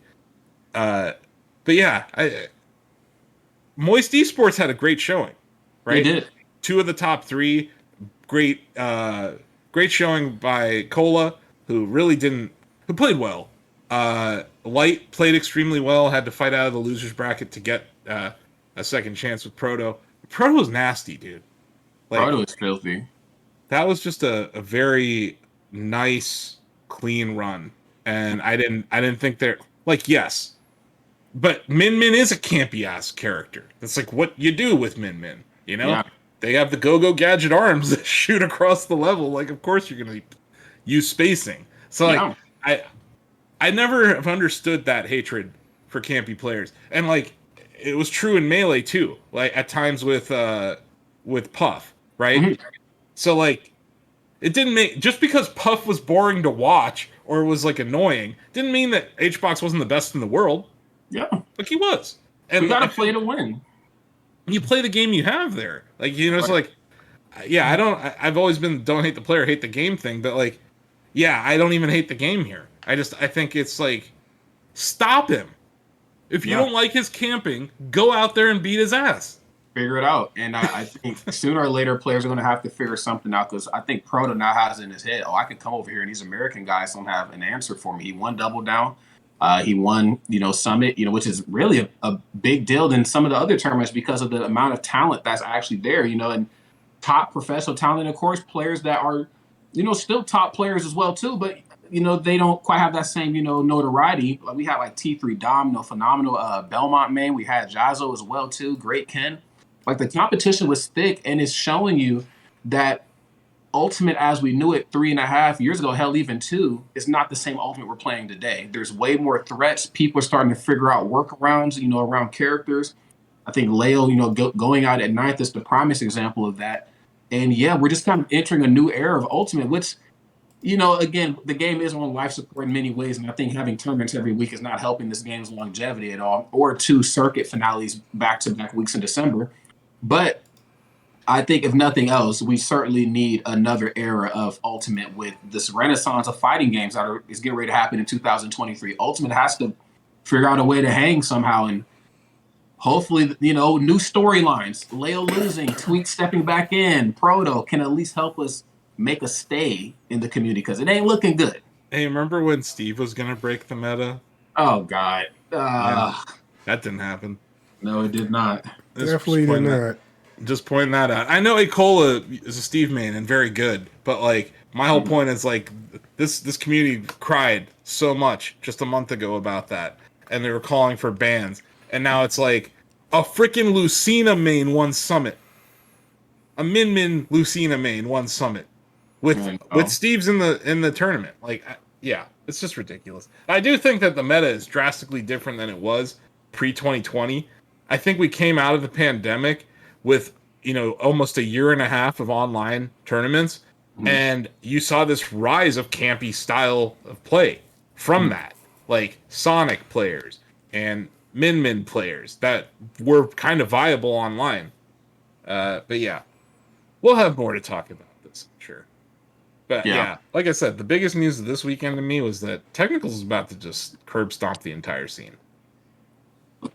Yeah, I mean, that is definitely a thing. And Technical is just being the, I don't even know what to call him at this point. The anti-hero, depending on who you ask, hero depending on who you ask, villain depending on who you ask. The videos do numbers, and, they're pretty well, crafted. The evidence is usually there 100%, and he's coming. And it's not looking good for October, that's for sure. Yeah, I would just say, I don't know, he was at Double Down. He was holding that Ban Nairo sign at Double Down. He got thrown out of Double Down by Gimmer and Apostle. He then dressed up like a woman and returned the Sunday of Double Down with his Ban Nairo sign, and no one noticed. I did not hear about that part. Yeah, I was emceeing. I'm telling you, Denny, this guy is something else. Like, Yeah, I was emceeing and he came in and I just, I'm like, all right, everybody, thanks for coming to Double Down. It's been amazing. Vegas community, you're awesome. Boom, boom, boom. And then I just see like this, what I thought, at the time was a young woman. And, I'm like, what the heck is going on here? Like, why are you so close to the front row? And then like the sign says banter. I said, I think this is technicals. And like, I got a closer look. I'm like, yep, that's technicals. That's, I gotta say, he rocked that there. dress. He rocked that dress. But yeah, he's really something else. I don't have a proper word to describe him. He's a content creator. He exists outside of the Smash community. But every time the Smash community calls him names, it just activates him. Mm-hmm. And they have labeled him all sorts of things. I don't know the dude, but I think some of the things that have been claimed about him seem to be rather unfair. He seems to be very focused on facts and having evidence when you make claims. And also that allegations are not the same things as actually committing a crime. I think that's at the core of what he talks about. But at the same time, he studies the allegations, he looks at the evidence, and if he sees someone did it, he'll tell you straight up that guy did it. So I think he's been interesting on that front, because a lot of the Smash scene specifically, that's really my takeaway from his videos, is dumb, and they just see a popular person tweet something without any evidence, and that's the person they like, they're going to agree with them, and I think that's a dangerous way to think. Well, but I think we have to move on at this point. But stay tuned to that dude's channel, because holy shit. That wasn't the only story that involves some evidence this week, because G2. we got to talk about G2. Holy shit, Denny. Yeah, so... what the fuck? Just... Really? Damn. You gonna double down on this? Speaking of doubling down, Rod? Yeah, let's dive in, to this... hit us whatever the hell you want to call this that happened this weekend. But yes, go ahead, Denny. Bring us home, my brother. Let me hear it. I mean, of course, when you got G2 and your CEO popping bottles with Andrew Tate of all people, he can't even shoot video and put it on the platform himself at this point. He's been banned on everything. Seems like people were pretty upset about seeing what was going down with the team. But, of course, Carlos here had his own responses he wanted to share with everyone after the criticism, which I think was probably the worst decision he could have made here. But who am I, Yeah. When you're popping bottles out here in these streets, You can't police who I hang out with. Look. No, nobody can actually physically police you or economically police you or have whatever type of whatever to police you. It's not that true. But it's like, I'm not going to tell you can and can't say the N-word. Don't say it around me. I can't tell you not to say it out in the real world. But if you go to like fucking Harlem and say it, you're going to probably get your ass beat. Or you go to parts of New Jersey, somebody's going to kick your ass. It's like, dude, like you know the exact outcome of this. Now, again, not being able to police your friends, I'll draw the line there. I'll party whoever the fuck I want. Sure, partying, whatever, could not be a sign of I approve of what this person does. But, dude, Andrew Tate, you hang around, bro. That's like, not, if you saw me in Las Vegas popping bottles in a VIP with fucking Alex Jones, you guys would quit. You know what I mean? Like, this is ridiculous. Like, you can't act like this. You can't act like this. And this is like, this guy gets the fuck around and find out award of the week. Because, like, what the fuck, dude? Like, these people... And I don't know this guy at all. But people in power tend to think they're invincible. And this is an example of that. Where he's like, I own this place. You can't do anything about this. I'm this guy. And it's like, I didn't know your name before this weekend.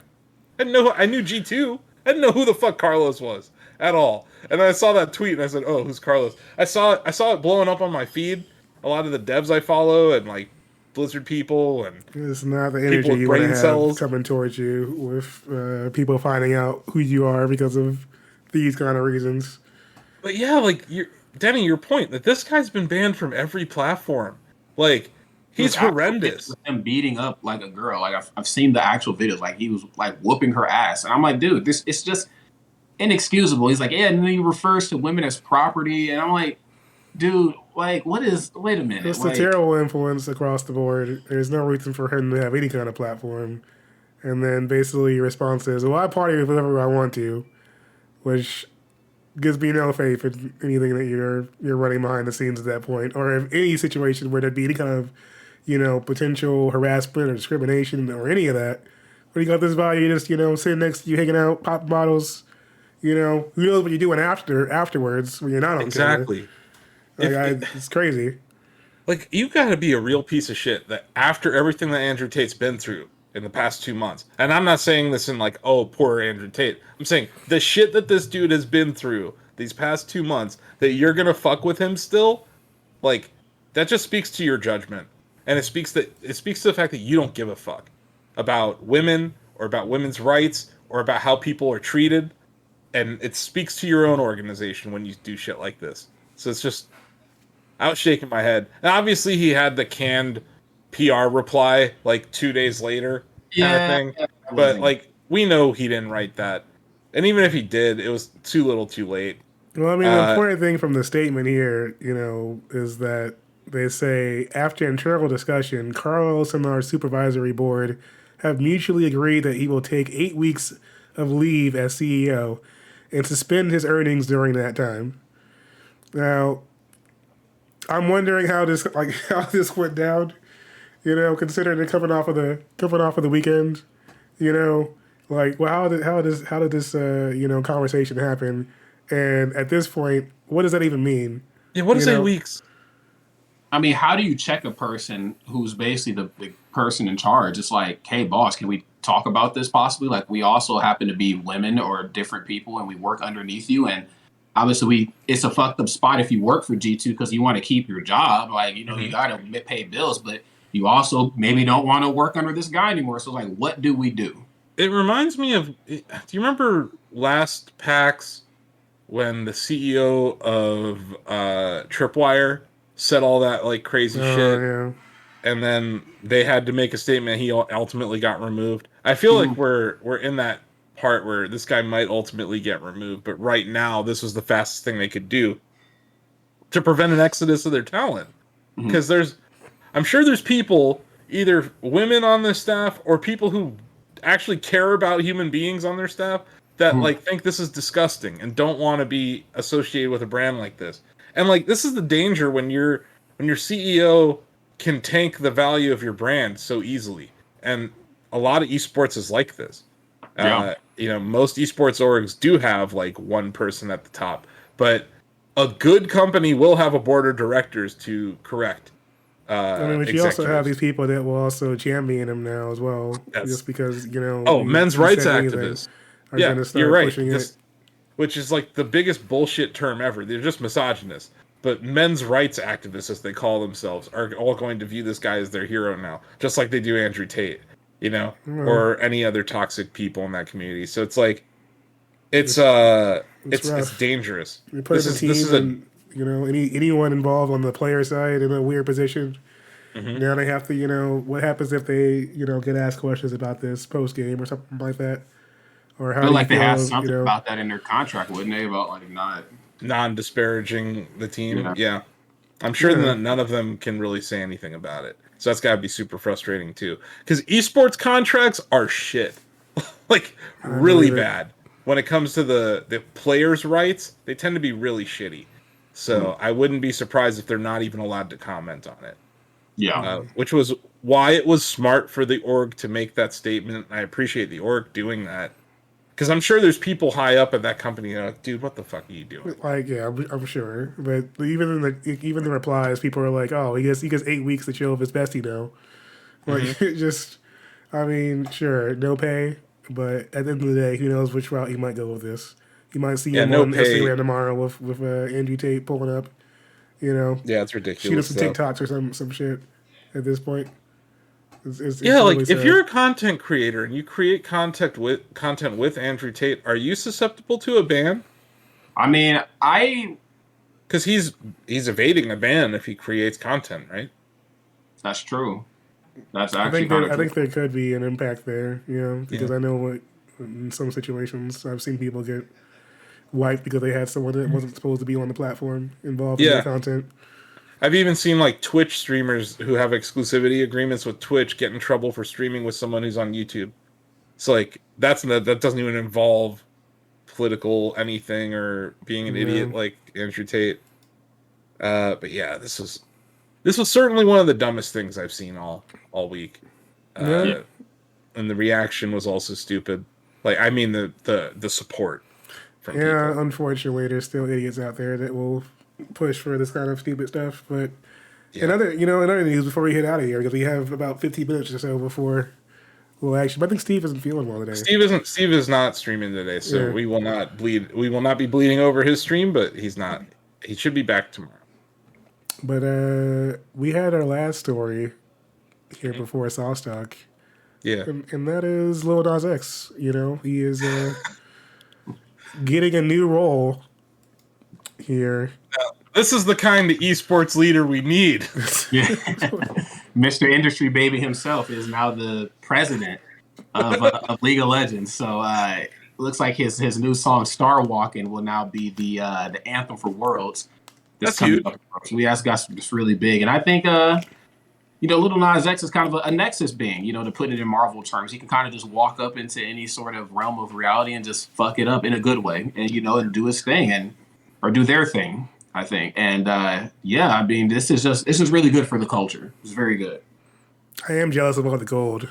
He's got a ton of gold in that room. I mean, I want some of that action. Can't lie. But yeah, it was definitely surprising at first, but some pretty cool marketing. Also, League is always making some impact. So Their new avatar on Twitter appears to be like the outfit that they're going to be wearing on the stage or something. oh yeah, nice. Where is World? Is that happening now, or that's this Friday? That is a good question. I'm not sure. We can find out. I think it's going down this Friday. Because he tweeted it out Saturday, Star Walking next Friday. So that the music performance is usually at the kickoff of Worlds. So I think Friday. Gotcha. So we should have plenty of League of Legends coverage for you guys next Monday. I can't wait.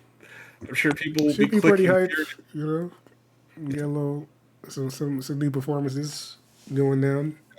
Yeah, they never disappoint. Like, I mean, of course, they only do a handful of performances and say what you want. I mean, they're pop stars more times than not. So, that comes with its own bag of tricks. But I think Lil Nas X is definitely huge. We've seen, DJ Khaled perform at TwitchCon, and we've seen T-Pain, do his thing from time to time. And this realm of,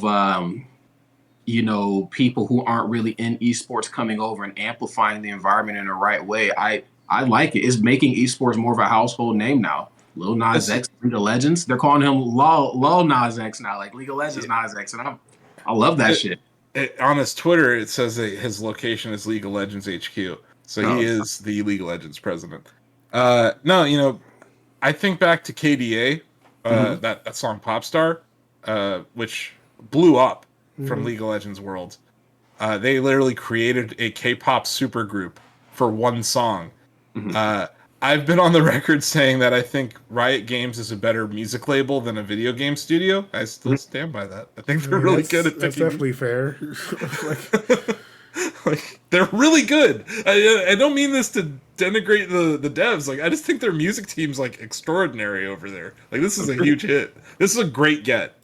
And it's like that one thing that really differentiates the international from Worlds. Like, Worlds is like definitely feels like the Super Bowl, where like the international, it's just like it's like the Olympics or something, like it's a little more prim and proper, and there's 50 dudes with ties and British accents talking, but like it also like the international has like 8 different casts and all sorts of different languages. I know League does something similar, but yeah, it definitely feels like younger. It feels like to me.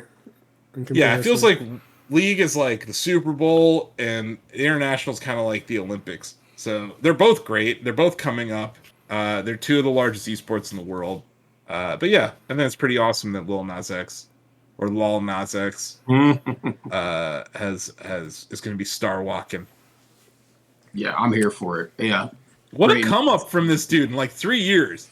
Like I from mean, he like just kind of released bangers and like kind of caught the wave of like, he's not a TikToker, but like the whole, we don't really need albums. We just need 15 hot seconds. singles. Just 15 seconds of a song is all you need to go viral now, Rod. You do not That's need right. a full song. You don't even need a chorus. You just need a hook. Like if you have like I mean, a the hooks 15 work, second, yeah. and that Old Town Road was that song. It was like probably that first one that really kind of went viral on TikTok and Twitter and Instagram. He was bringing back the remixes. People, they forget about the power of remixes, actual remixes, and not just situations where you're just tossing on one person Well, or Puff two. Daddy invented the remix. I mean, Yeah. but I'm saying like you had like true remixes back in the '90s and early 2000s. I know. I love claiming that Puff Daddy. And then it turned into like remixes just being like 40 people on one song. For Puff like, Daddy, Yeah. the original crooked contract for rappers to be on and like not get any money for your songs. He created that. And making the band. He did that too. and like 5 different names for himself, but That's true. a lot of that went down. The original multiverse jumper. He had 5 different versions of himself in 10 years. He was Puff Daddy, P. Diddy. What else was he? Diddy. Diddy was Diddy for a little bit. Yeah. He was Sean Puff Daddy Combs. He had a lot of names. Well, speaking of names, I want Rod to explain the soft sock shenanigans because We're done All with the esports of the day. Oh wait, real quick. A dude rage quit a chess tournament earlier today. It was pretty wild. Oh wow. One of the chess masters of the universe, like apparently in protest of the person cheating, quit mid game, caused a whole hubbub in the chess scene. It happened live on stream. But yeah, just threw that in there just real quick. Wait, what is Sauce Talk this week though? Well, I'm here to piss you guys off again. What are you bringing here? Pizza Hut announces the Italian taco to rival Taco Bell's Mexican pizza. What? To your, because I already know how your brains are working. It's just the pizza folded sideways. What? Fuck out of here! I got no words for this one. The Chicago Just fuck outta in here. me is just it's like it can't. It's not computing in my head. This is even. Those were all real words, and I put them together in the most Rod, fucked up way possible. I don't want to taco. I don't want to make Denny run this, and then we'll get copyright claim. But Google Dikembe Mutombo top 10 blocks, and just play that on loop for the next week, because that's how I feel about this. You can't just fold pizza and call it a taco. You can't get away with this. I'm agreeing. They're lazy. This is lazy as fuck. What the hell happened to Yum Brands? They used to be innovators. There's nothing innovative happening here. This is like, I folded a pizza. It's a taco now. Get the fuck out of here. The thing that gets me is like, is it even a situation where it's already pre-folded? Because it looks like they're having the force to refold this. It looks like a piece of pizza that the person did that with. Yes, like it's looking like it's not even a taco. And I don't like folding my pizza. I've been in New York and New Jersey for like 2 years sporadically, and I don't do the folding pizza thing. I still very much like to, eat my shit like the cartoons and stuff. I don't fold pizza. Do you get pizza by the slice? Yes, I do get pizza by the slice. What do you get on it? I am a chicken bacon ranch guy or a barbecue chicken pizza guy. So you're getting a lot. My point is, you're getting a lot of stuff on it. The more stuff you get on a slice, the harder it is to fold into that New York style fold. I usually ate those like cheese slices that way. Maybe if you eat pepperoni, you could do it that way. But like the more things you add to it, you start losing things. So like this just seems like a terrible idea. This is still not as dumb as buying Supreme Tekken apparel, but. Oh, hey, wait a damn minute now. Now, hold up. I said, hold up.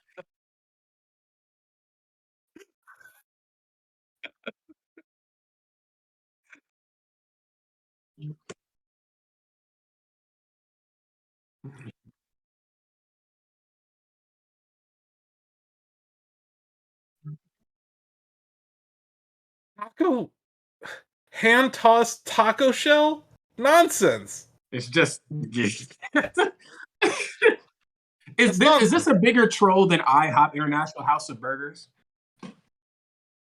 This is complete bullshit. Also very true. I would almost allow the action to be like what it is here if it at least came pre-folded, but it's not even that. So No. you just putting it in a special cardboard tray and That's then it. calling it something That's it. else. This is pizza by the slice. Yeah. It's pizza by That's the what they're slice. selling. They're selling you pizza by the slice and acting like it's anything different. This is bullshit. I can't remember the last time I had Pizza Hut in general anyway, so I thought you nothing guys would shady get a happening kick out here. of this. Oh no, it's ridiculous. I definitely appreciate how absurd it is. It fits into Sauce Talk, but it's definitely top 10 Dikembe Mutombo blocks. Like that's I all would you're getting expect from like me. they even like there's nothing Mexican about it, or Nope. like even toppings wise. No, Yeah, none of that. like I Just- thought maybe it was gonna have like spicy, or maybe it wasn't gonna be like a pizza, or maybe it used ingredients that weren't just lying around their kitchen anyway. This is lazy. I don't know what's. I need to talk to Yum Brands because they're this whole Dolly Parton Mexican pizza thing, and now this. Like, what are they doing over there? They're sleeping. It's definitely disturbing. It's still better than whatever the hell that they were putting ice on a burger in Japan bullshit that was. Yeah, that shit. That was Burger King, right? Yeah, That was Burger King putting ice on a burger. That's still worse than this. Okay? If we're doing a tier list, ice on a burger, lower than bullshit taco or whatever. Pizza Hut, they've Well- never sold by the slice. So this is just pizza by the slice, and hey, you can fold it if you feel like it. Well, it looks like you're getting the opposite of ice on the burger in this next story. So Very true. Thank you, Denny. So we're getting Shake Shack Hot Ones menu. It's for the true heat seekers, my friends, as culture, our tolerance for heat is going up. And I'm not talking about weather, though that would be great, a great evolutionary adjustment. They're talking about hot sauce and burgers, and Shake Shack is kind of leaning into that here. And I'm kind of for this. We have a Shake Shack, I think, somewhere close to me in Jersey, and of course, there's two in the city in New York.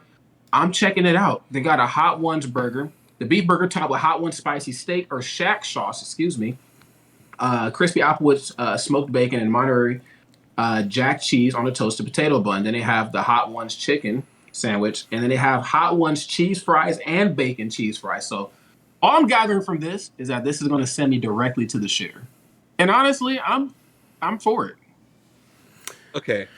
I like the show Hot Ones. I am partial to anything called Shack sauce because, we are Shacknews. There you go. Shacknews, Shack Pets, Shack Battle, Shack Sauce. Shaquille O'Neal. Yeah, Shaquille O'Neal. So this... clearly a collaboration in the works here. It doesn't That's seem like it's that spicy. It's only 1800 on the Scoville scale. It uses poblano peppers. So Heatonist rakes it at 2 out of 10 on the spice meter. That's not that spicy. I mean, for people that ever go to the Shake Shack, that's probably That's true. You're right. It's like the hottest thing I've eaten. You're right. They're not messing with that tone of spiciness. I don't think they're You want a hot take about Shake Shack? The best What's thing that? on their menu is their custard. Yeah, I mean, I can't think of any remarkable experiences at Shake Shack that weren't. Their just the fries are drink. okay. I think their burgers are extremely overrated. Yeah, they're crinkle cut fries with Applewood smoked bacon, cheese sauce, and this Hot One sauce. Get that, Rod. I'm going to try it. You should review it. I'm curious what you think of it. I actually am. I'm going to do it this weekend. Gotta go to Glitch this weekend. I'm going to do This it is before also I go. This is by far the bougiest fucking burger place to ever exist. Like, I don't know how far away I am from one right now, but there is definitely not a Shake Shack in Canton. There's probably not even one in Cleveland. I don't know if there's a Shake Shack in the state of Ohio. We're not classy enough for this. But what we do have is actual good burgers that cost less than this bullshit. Yeah, that's the thing. Like, I feel like the whole Shake Shack and Five Guys movement has made it into a situation where you feel like you have to overpay for what people are saying is a good burger, but there's plenty of local joints that will give you what you want. I you can just almost make argue your own Five burger. Guys is worth it. I like Five Guys. Shake Shack is a tough sell for me, but Five Guys is It's a not lot that of Five fucking Guys is food. bad, you know. Yeah. Five It's Guys just a is the. situation where like It's like if you want to inject sodium straight into your heart, you should go to Five Guys. As someone who doesn't do that, I have to avoid it. We do have a Five Guys in town, just to give you an idea of where it is on the bougie meter. Like Canton has a Five Guys, and it's right next to a Red Robin, which, by the way, is like an affordable place with. I think they give you endless fries there. They do.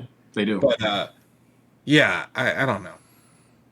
I have thought for a very long time that Shake Shack was overrated. So this isn't going to get me in there. But I am curious how your stomach handles it, Ryan.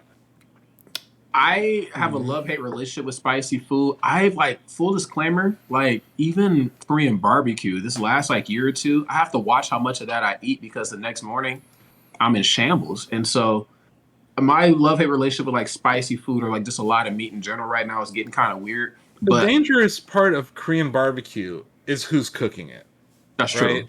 Because if it's undercooked, that could really fuck you up. And then if it's burnt, that's going to taste like shit. So yeah, that's a delicate balance. They also cut the meat at those places pretty thin, so it's very easy to burn that stuff.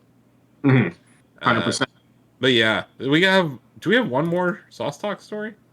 Oh, No, that's it. I wanted to give you one bad one and one good one. I had another one, but I was like, we're not going to do three.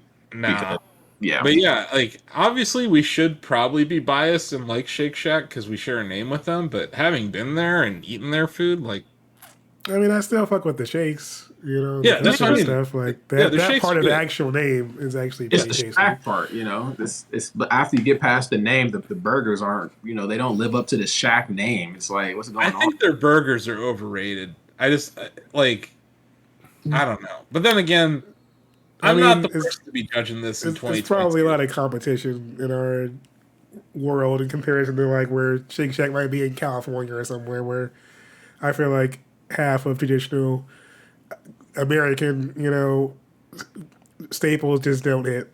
Like on the West Yeah. Coast, it's just none of it hits at all. After Yeah, we having got, In and Out the way I did, and then like people hyping that up the way they did, and it just being completely not worth any of that. I was like, yeah, no, you guys keep. You me know in what with it is fries. about In and Out, Denny? People in California get In and Out when they're hungover, so they're biased. They can eat anything, and it's like the greatest thing ever because people eat In and Out. I think it's like Sunday morning is the busiest day to go to the In and Out drive-through.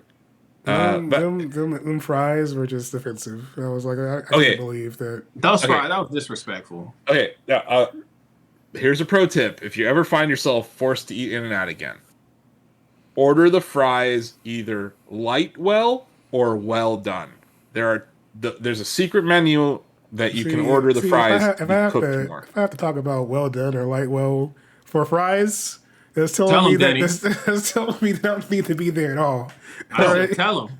It's No, a scary time. This is not me defending them. This is me saying that in my time there, I completely agree with you. Their mushy ass fries are terrible, and I was like, "Is there a way to get I good was shocked the way the people were talking about In-N-Out the entire time I went out there, and I finally went. And they're like, "Oh my god, the animal fries!" and blah blah blah blah. And I'm like, "These are the driest yet mushy fries I've ever had in my life. Like, I could have got something better and put it like in the freezer section and put them in the oven and gotten a better result than these. Like, I don't understand how people are paying for this, and somehow it's their staple out there. It's wild. All I'm gonna say is we got spots like Portillo's out here, so I don't have to worry about that. Yeah, Portillo's is fire. we got the Midwest, man.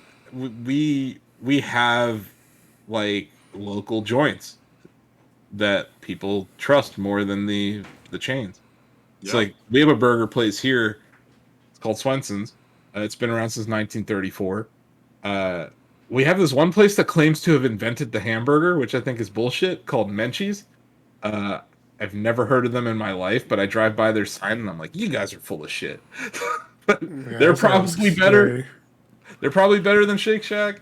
Yeah, we got like pubs that have better burgers than Shake Shack. Like, I don't know. We even have decent McDonald's out here because it's the hometown of McDonald's, so they've got Hamburger University and such.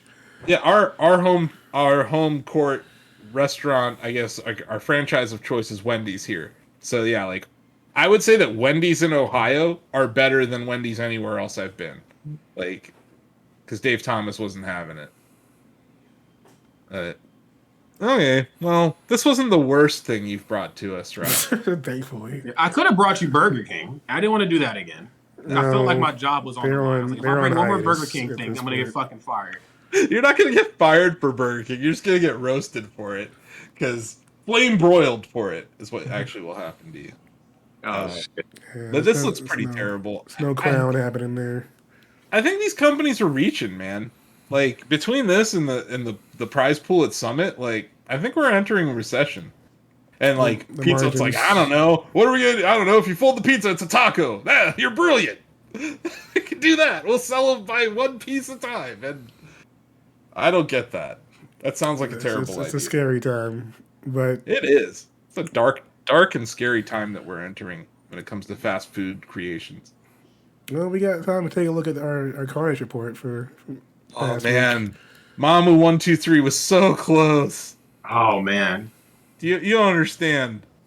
Mamu 123 lost Shacknews for the week by less than 10,000 points. Yeah. So this was actually, you know how Lola always says it was a tight race in the Yeah. description for the Carnage report? It actually was. 8 Mikey. This man, he's a machine. You cannot is. stop him. But, you know, Mamu 123 tried. Mamu won on September 11th, on the 12th, on the 13th, on the 14th. Then came the weekend. 8 Mikey won on the 15th, 8 Mikey won on the 16th, 8 Mikey won on the 17th, 8 Mikey won for the week. But just barely. And I happen to know Mamu 123, he's my brother. If he wasn't watching, he binge watched Bob Hart's Abishola this weekend. If he wasn't doing that, he could have won. Now, Out of why all on earth is he shows. binge watching that show? Out of all shows to binge I watch don't know, Denny, for the why? weekend, it's Why would he Bob do Hart's that? Abishola. He does That this is- shit to troll me. Like, he's like, I was just asking him. Because, like, I saw it. You know how they, like, run ads for that shit during football, Denny? I was like, I was talking to my brother, and I'm like, what the hell is Bob Hart's Abishola? I had never heard of it. And he's like, he starts Googling it, and he's like, oh, I'm going to watch this. And I'm Oh like, my why? God. Don't do this. I swear to God, if he didn't binge watch that show this weekend, he would have won. He could have spent that there's extra nothing time. on CBS that I watched in the past 5 years that was any relevance outside of the NFL at this point.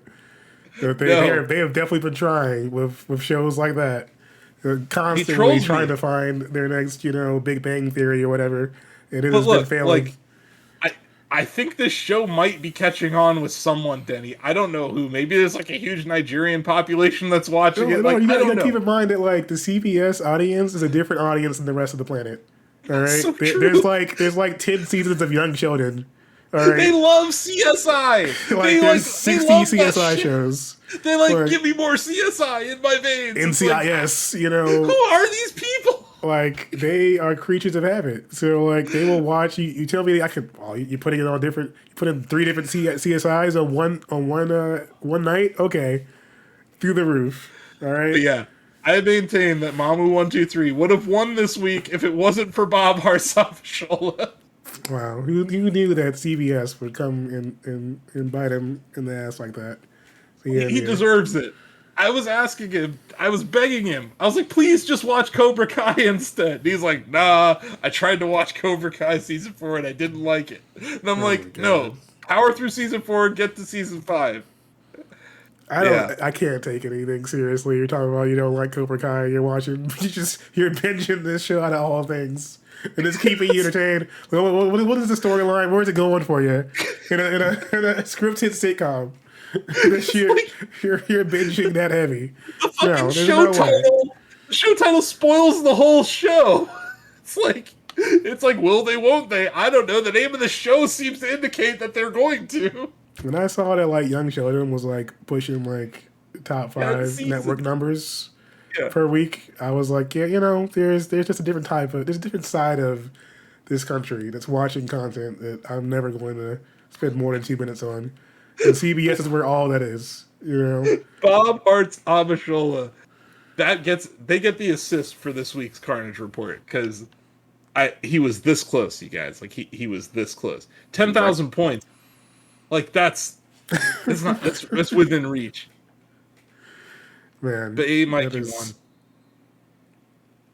That's wild. I never expected out of all the shows. The attached binging too. That is not what I thought was happening. I didn't even know it was possible for someone to binge watch that show. The binging part is what kills me. Like it's like week to week. Sure, okay, fine. You know, you want to try an episode, okay, but binging. All right, man. Despite me, this is you're getting a window into my relationship with my brother. But he was like, "I'm just gonna keep watching this," and I'm like, "Why?" Right. And then he texts me like plot updates. Oh my god. Throughout the day, I get text messages from my brother telling me what happened in this episode, and I'm like, it's the same shit every time. Like, I don't know. I know way too much about that show. Season 11 of like Blue Bloods over there. You just fucking watching this. Or Burn Notice. Remember Burn Notice? Oh my god. My brother watched Burn Notice. Bruh, I had a cousin that watched that too. Yeah, you know what I mean? Like, there's always someone. There's that one person in your family that's gonna watch that show, but like, yeah, Bob Hart's Abishola. We're gonna give them the assist for this week's Carnage report. But congrats to 8 Mikey. He always wins. Yeah. I can't do anything about it. There's gotta be some period of time when we gotta take him out. You know, there's gotta be something that goes down, like just like football. There's gotta be a matchup where there is gonna be this like. What we found is that there are people who like try, and they'll like try for a week, and even Greg. You know, Greg put up 96,000 points this week. Blake put up 59,000. Johnny Chugs, TJ put up 55,000. Me, without even trying, I put up like 29K. But like, there's a different level of like that passive Shack Pets player to like the obsessive Shack Pets player, and like we don't have that many obsessive Shack Pets players yet. But I think over time we can get that. We can get there. But I think there's a chance, you know. It's just this one, man, that was close. And I think losing like this is deflating. So I'm not sure. I'm not sure where. We'll put a meme together that has like 8 Mikey as Darth Vader, just like walking through. Yeah, that Rogue One scene. It's just all of our names, and it's just him going. Yeah, I can see that. You know, you have Lola floating away, just getting away in the back there with Leia. It's gonna be. What? We've come to the end of another fine episode of Wide World, episode 150. I'm in the fight of my life in fantasy football right now. Sorry, I had to use the restroom. You are too, huh? Because I've got your boy Josh Allen starting, so I got Dalvin Cook and the safety for the Vikings. Oh. And right now I'm down by 0.2. They have AJ Brown, Dalton Knox, and Derrick Henry. I'm pretty screwed. I'm in a situation right now where I am losing by 2 points. Before this game started, I was down 40. And now there's a chance, if Josh Allen can hit another TD. That's a good pick by you, man. Josh Allen's legit. It might happen. So I'm going to keep my fingers crossed, but yes. Okay, Dalvin. Oh, Diggs. 46-yard touchwetouchdown. Ooh, boy. Let's go. There you go, Denny. It's good times out here in these streets. You're in a weird place where I guess he's a former Viking, Diggs. Yeah, no, you see Diggs. He's definitely... You see America's team won this weekend? Oh my God! I'm not gonna get me started on that game. Detroit Lions, not the Cowboys. Yeah. No, I was telling people though, because they were like, "Where is Detroit coming from?" I'm like, "Oh, look, if you look at how that team's been acting, they actually have some confidence here. It's not surprising." I like the coach. I like the players. That St. Brown kid is good. Yeah. But yeah, I'm up by 0.2 points right now. This is literally. I can't. We still got plenty of time. No, this sucks. There are 2 games. 2 games. What is ESPN doing? I don't know. Anyway, that's the show. We did it. Dalvin Cook's in the red zone now. God, please. Yeah. Sorry, I had to give you guys the color commentary about Bob Hart's Abishola, because that was the weirdest. I had to share, because it's just been a whole weekend and my brother's sending me updates on that. I'm like, I really don't want to know this. That's all it was. Spicy Vegemite. What are we doing? Sorry, I just had to ask Surfer Boy Sam. I was like, "Is spicy Vegemite a thing?" It's this. I like regular Vegemite, so I'm like very curious about a spicy version of it. No. No, it's not a thing. Is this Burger King tier? Am I getting Matumbo'd again? No, I wouldn't. No, it's not like that. It's not like Injustice versus Mortal Kombat. Hey, wait a minute now. I had Wait. to fucking just be like, no, I don't want that. I want something fun.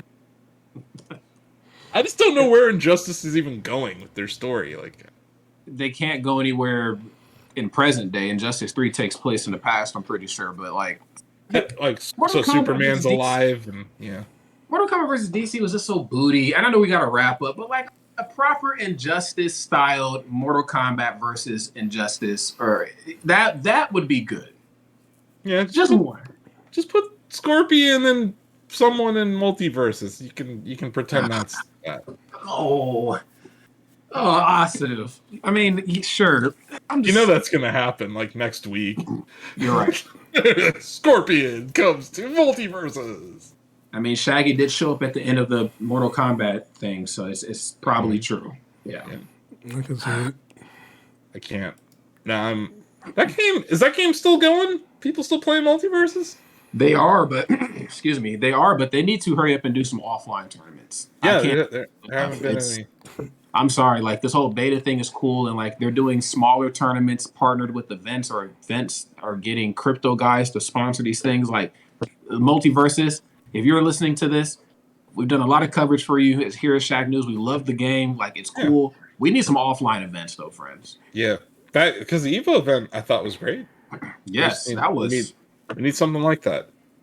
I know you can't always just have something the size of Evo happen, but you know, it'd be nice to see something. I feel like they gotta have something else planned this fall, at least. Like they could have been at CEO Taku, I guess. Like that's a venue or a bigger tournament that they could have globbed onto. Oh yeah, I feel like they got enough room for everybody at Taku. I completely spaced that. That's a thing, coming up here next week, but.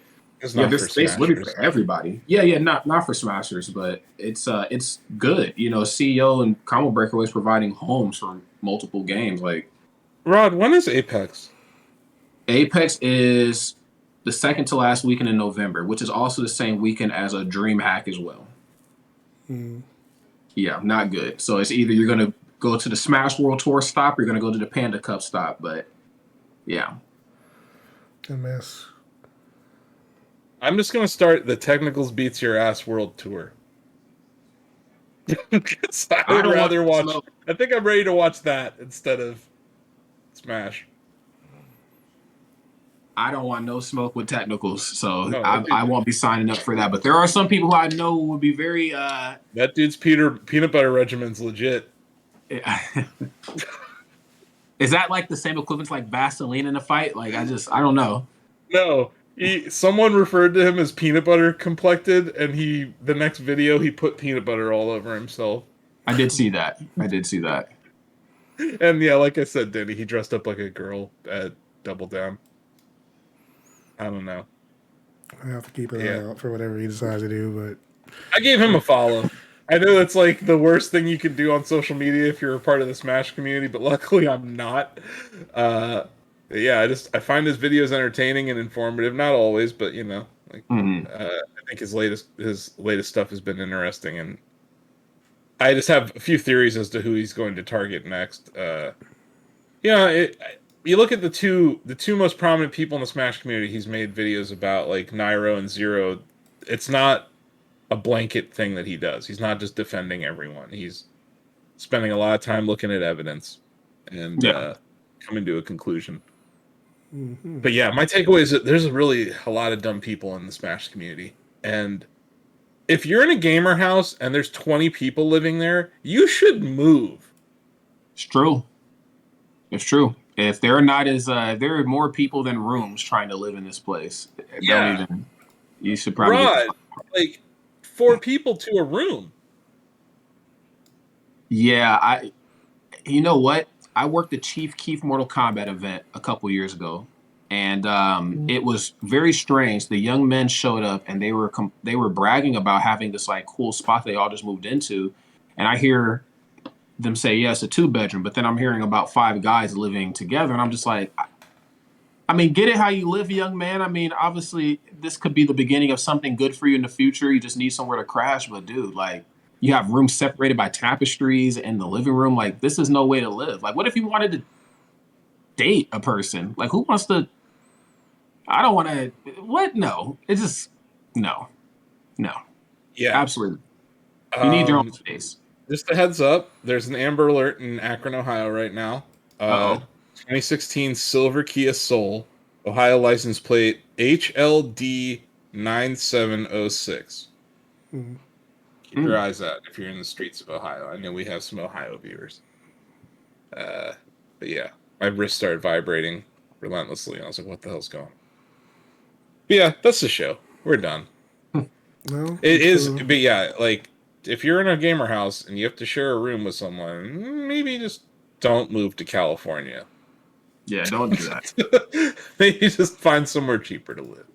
Yeah, because especially in a content creation game, like, you don't need to be in California. That's a fallacy. Go look at Donkey. That dude lives in Minnesota. You know, like, I don't know. Just there's the more you know for this week.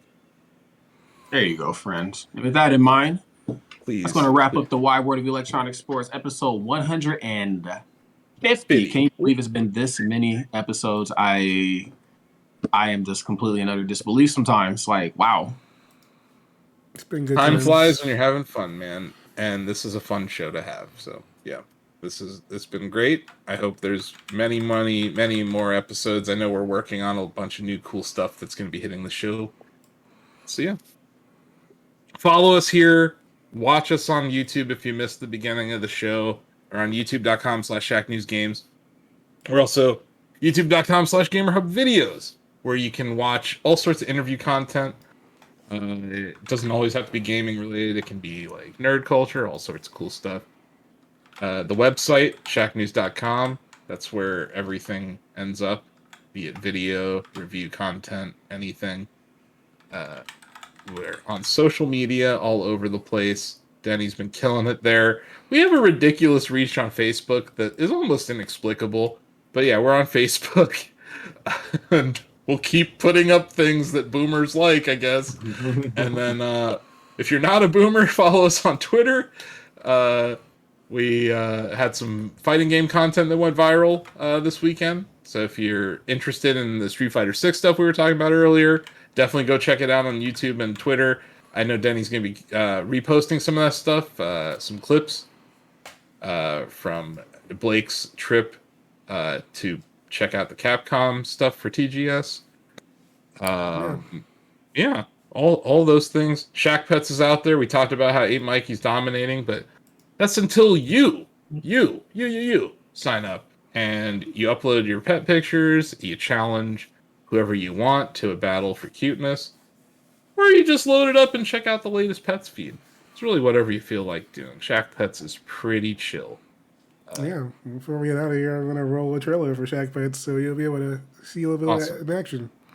Sweet. But, yeah, thank you all for joining us for this episode 150 of Wide World of Electronic Sports. And we'll see you all again next month. Well, next week. Bye.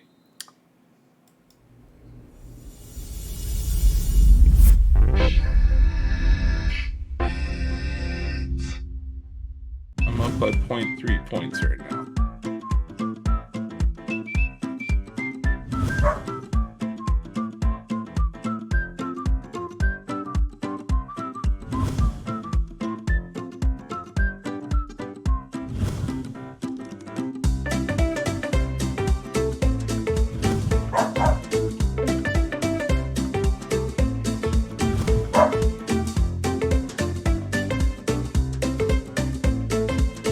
Bye.